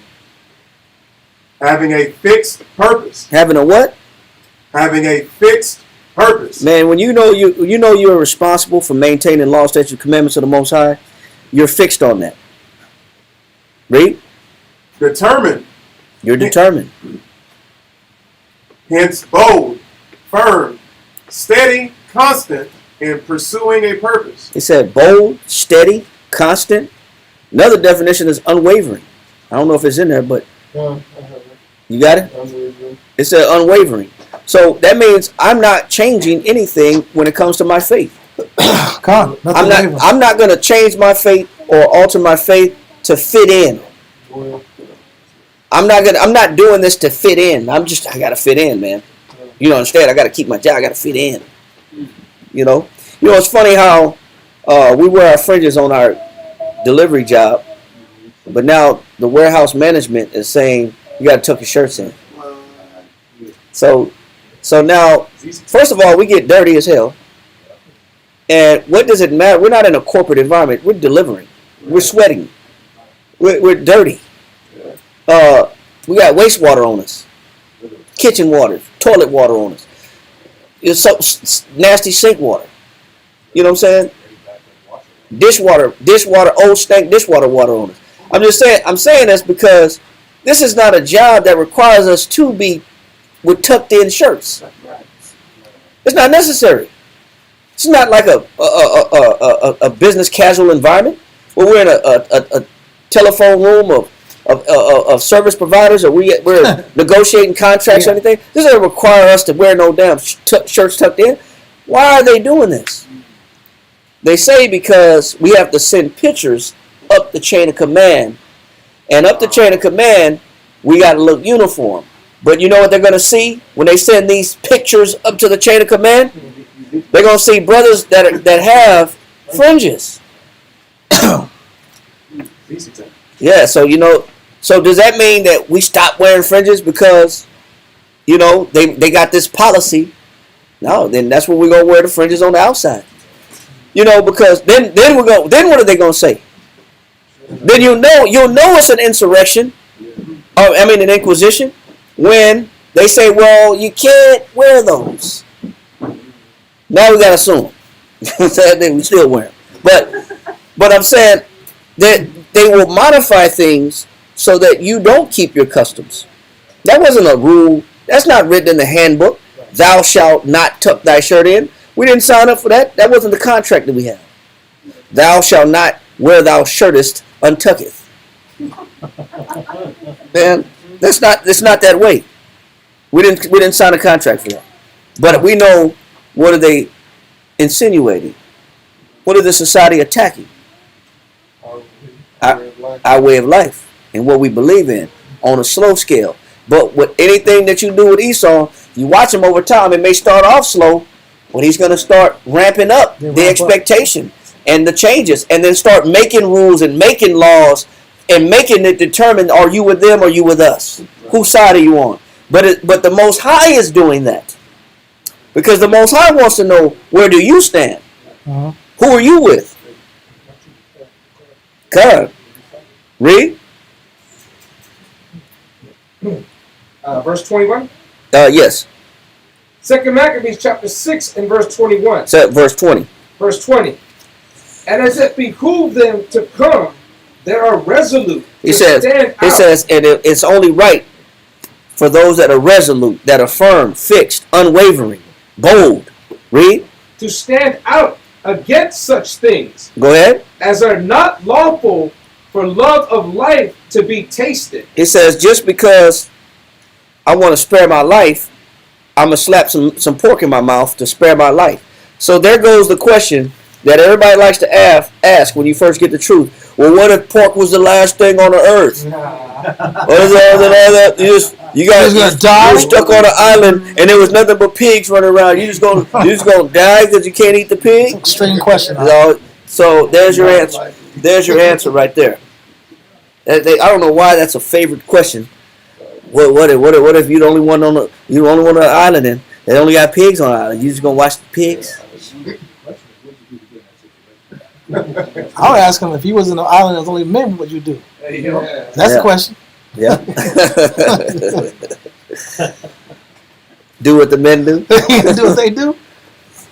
That's called prison. Yeah, that's called prison. I'm in the island of men. He says, read that again. Verse 20. As it behooved them to come, that are not lawful for the love of life to be tasted.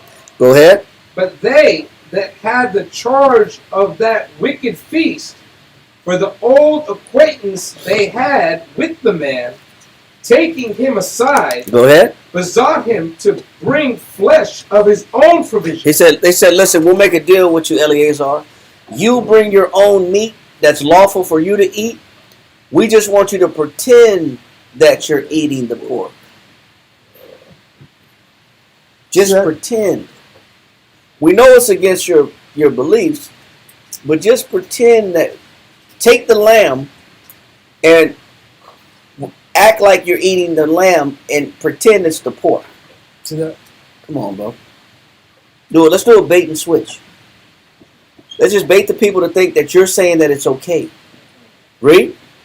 Such as was lawful for him to use, and make as if he did eat the flesh taken from the sacrifice commanded by the king. Just make it look like you're following the king's command. Read on. That in so doing, he might be delivered from death. And will spare you. Even if, just pretend. Read. And for the old friendship with them, find favor. So you'll find kindness with us and favor with us by doing so. You're one of us. Read. But he began to consider discreetly, and as became his age and the excellency of ancient years. He says, man, if I've never deviated this whole time, out of all these years, why deviate now? Yeah. If I've never done it up until this time, why try to save a couple of years? This man's been fixed and committed his whole life. And he's aged, man. He ain't got a lot of life left. Why deviate now?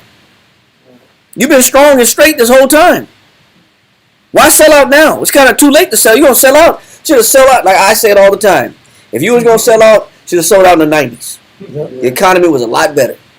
And things were a lot cheaper. It's gonna be all right. You know what I'm saying? But if you ain't sell out in the 90s, then ain't no need to sell out now.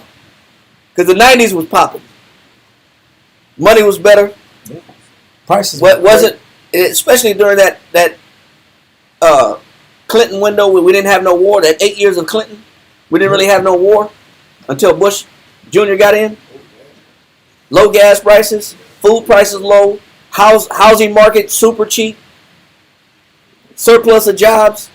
But if you didn't sell out then, we in a recession, damn near on the verge of nuclear war. Economy is unstable. The trade is, there's a trade war going on. Everybody's fearing this damn tariffs coming. Deportation. All this. We're at the height of a collapse. Why sell out now? Read. But he began to consider discreetly, and as became his age, and the excellency of his ancient years, and the honor of his gray head, whereunto he was come, and his most honest education from a child, Go ahead. or rather the holy law made and given by the Most High, therefore he answered accordingly, and willed them. He said what? And willed them. Go ahead. Straightway to send him to the grave. No, he said, I'm forcing you to kill me. I'm going to force you to kill me because I'm not going to do anything that you come up with to make me look bad or leave a stain on my people and me be a bad influence to those around me. I refuse to be used as a pawn or a token to give up my religion. You're not going to use me for a token. You might as well kill me now. Read. For it becometh not our age, Go ahead. said he, in any wise to dissemble, There's no need to dissemble. Too old for that. Read on. whereby many young persons might think that Eleazar, being 80 years old and 10, He said, I'm 90 years old, man. What he got left? He's like 90 years old. Why sell out at the end of your life? Read. He's had a blessed life. Why give this up now? Yeah, it's too good, man. You've been too firm. You're in the fourth quarter, bro. You got 2 minutes left in the game. Why take yourself out the game? Read. were now gone to a strange religion. He said, you want me to give up all this time and all this commitment and whatever little years I got left to buy some extra time just to satisfy you? A religion that I know is wrong? Worship an idol that I know is wrong and fake? Read on. And so they, through mine hypocrisy, Through what? through mine hypocrisy, It says, I'm thinking about the future. The kids. I'm thinking about the children. He says the children will have a negative effect left on them through my what? Through mine hypocrisy. Yep. My hypocrisy will affect the children. What about the kids? Well, you know, you got to think about the kids. They matter too. They matter. You got to be firm for the kids. Read. And desire to live a little time and a moment longer. Go ahead. Should be deceived by me, and I get a stain to my old age. Finish it on up. And make it abominable. He said, I'm not going to make my life abominable. Read. For though for the present time I should be delivered from the punishment of men, yet should I not escape the hand of the Almighty. And this is what he understands. If I sell out now, there's still a repercussion later. Yep. I still pay the price for selling out and being disobedient later. I might as well finish it on up. Read on. Neither alive nor dead. Go ahead. There's no escaping from the Most High. Go ahead. Finish it up. Wherefore now, manfully changing this life. He says, I'm going to take control of my destiny by not selling out. This is how I'm going to write the rules of how I exit this earth. I'm going to write the rules of it. I'm not going to let you dictate the terms and conditions of my exit. Yeah. So I'm going to write the rules of how I leave the earth, how I dispel my body. My body was born and made for the Most High, and it's going to be given to the last breath to the Most High. It's not going. There's no deviation. Read on. I will show myself such as one as my age requireth. Go ahead. And leave a notable example to such as be young to die willingly and courageously for the honorable and holy law. Go ahead. And when he had said these words, immediately he went to the torment. So he said, you know, do what you got to do. You have your beliefs, and I have mine. But if your beliefs compel you to kill me, then I volunteer to be killed, because I'm not going to deviate and give up my beliefs whatsoever. I'm not budging. I'm not pretending. This is what you call a resolute mind. That's a fixed mind. That's a fixed mind and a fixed standpoint. This person is not wavering. He's not going to change nothing. I'm not changing anything. There's no compromising here. Read on. They that led him changing the good will, they bear him a little before into hatred. Yeah, because you know what? You know what he chose? I'd rather die than be your friends. I'd rather die than be in any agreement with you whatsoever. Read on. Because the foresaid speeches proceeded, as they thought, from a desperate mind. They thought this man was saying this because he was trying to buy time. But they didn't understand that he wasn't trying to buy time. He was having his last words. He was giving them his last words. He wasn't trying to buy time. He was trying to express and prove a point before he leave. It wasn't that he was trying to buy time and stalling. They thought he was stalling. He wasn't stalling. He just had to say what he had to say and then do what he had to do. Then they realized, oh, this guy wasn't stalling, like anybody else would be doing when their life is on the line. Man, let me give you some money, man. Oh, you got any rack of beef? Go and bring me the rack of beef, and I'll eat the rack of beef. And I'll make it quick. How fast? How long I keep it in my mouth? Do I gotta hold the pork? Do I gotta swallow it? Listen, I'll put the pork in my mouth, but I'm not gonna swallow it. I'm gonna hold it in my mouth. I'm just gonna see? I got the pork. See? How long I do this? It wasn't. There was no concessions, man. It wasn't no bargaining. It wasn't no I'm stalling. I'm trying to buy time. None of that. That's what they were thinking. But the truth of it is, he had to explain to the people that's watching him what y'all about to see is somebody that's unwavering, that could give a damn about dying, but care more about the Most High. Read on. But when he was ready to die with stripes, he groaned and said, it is manifest unto the Lord. He said, I'm making this day known to the Lord. Go ahead.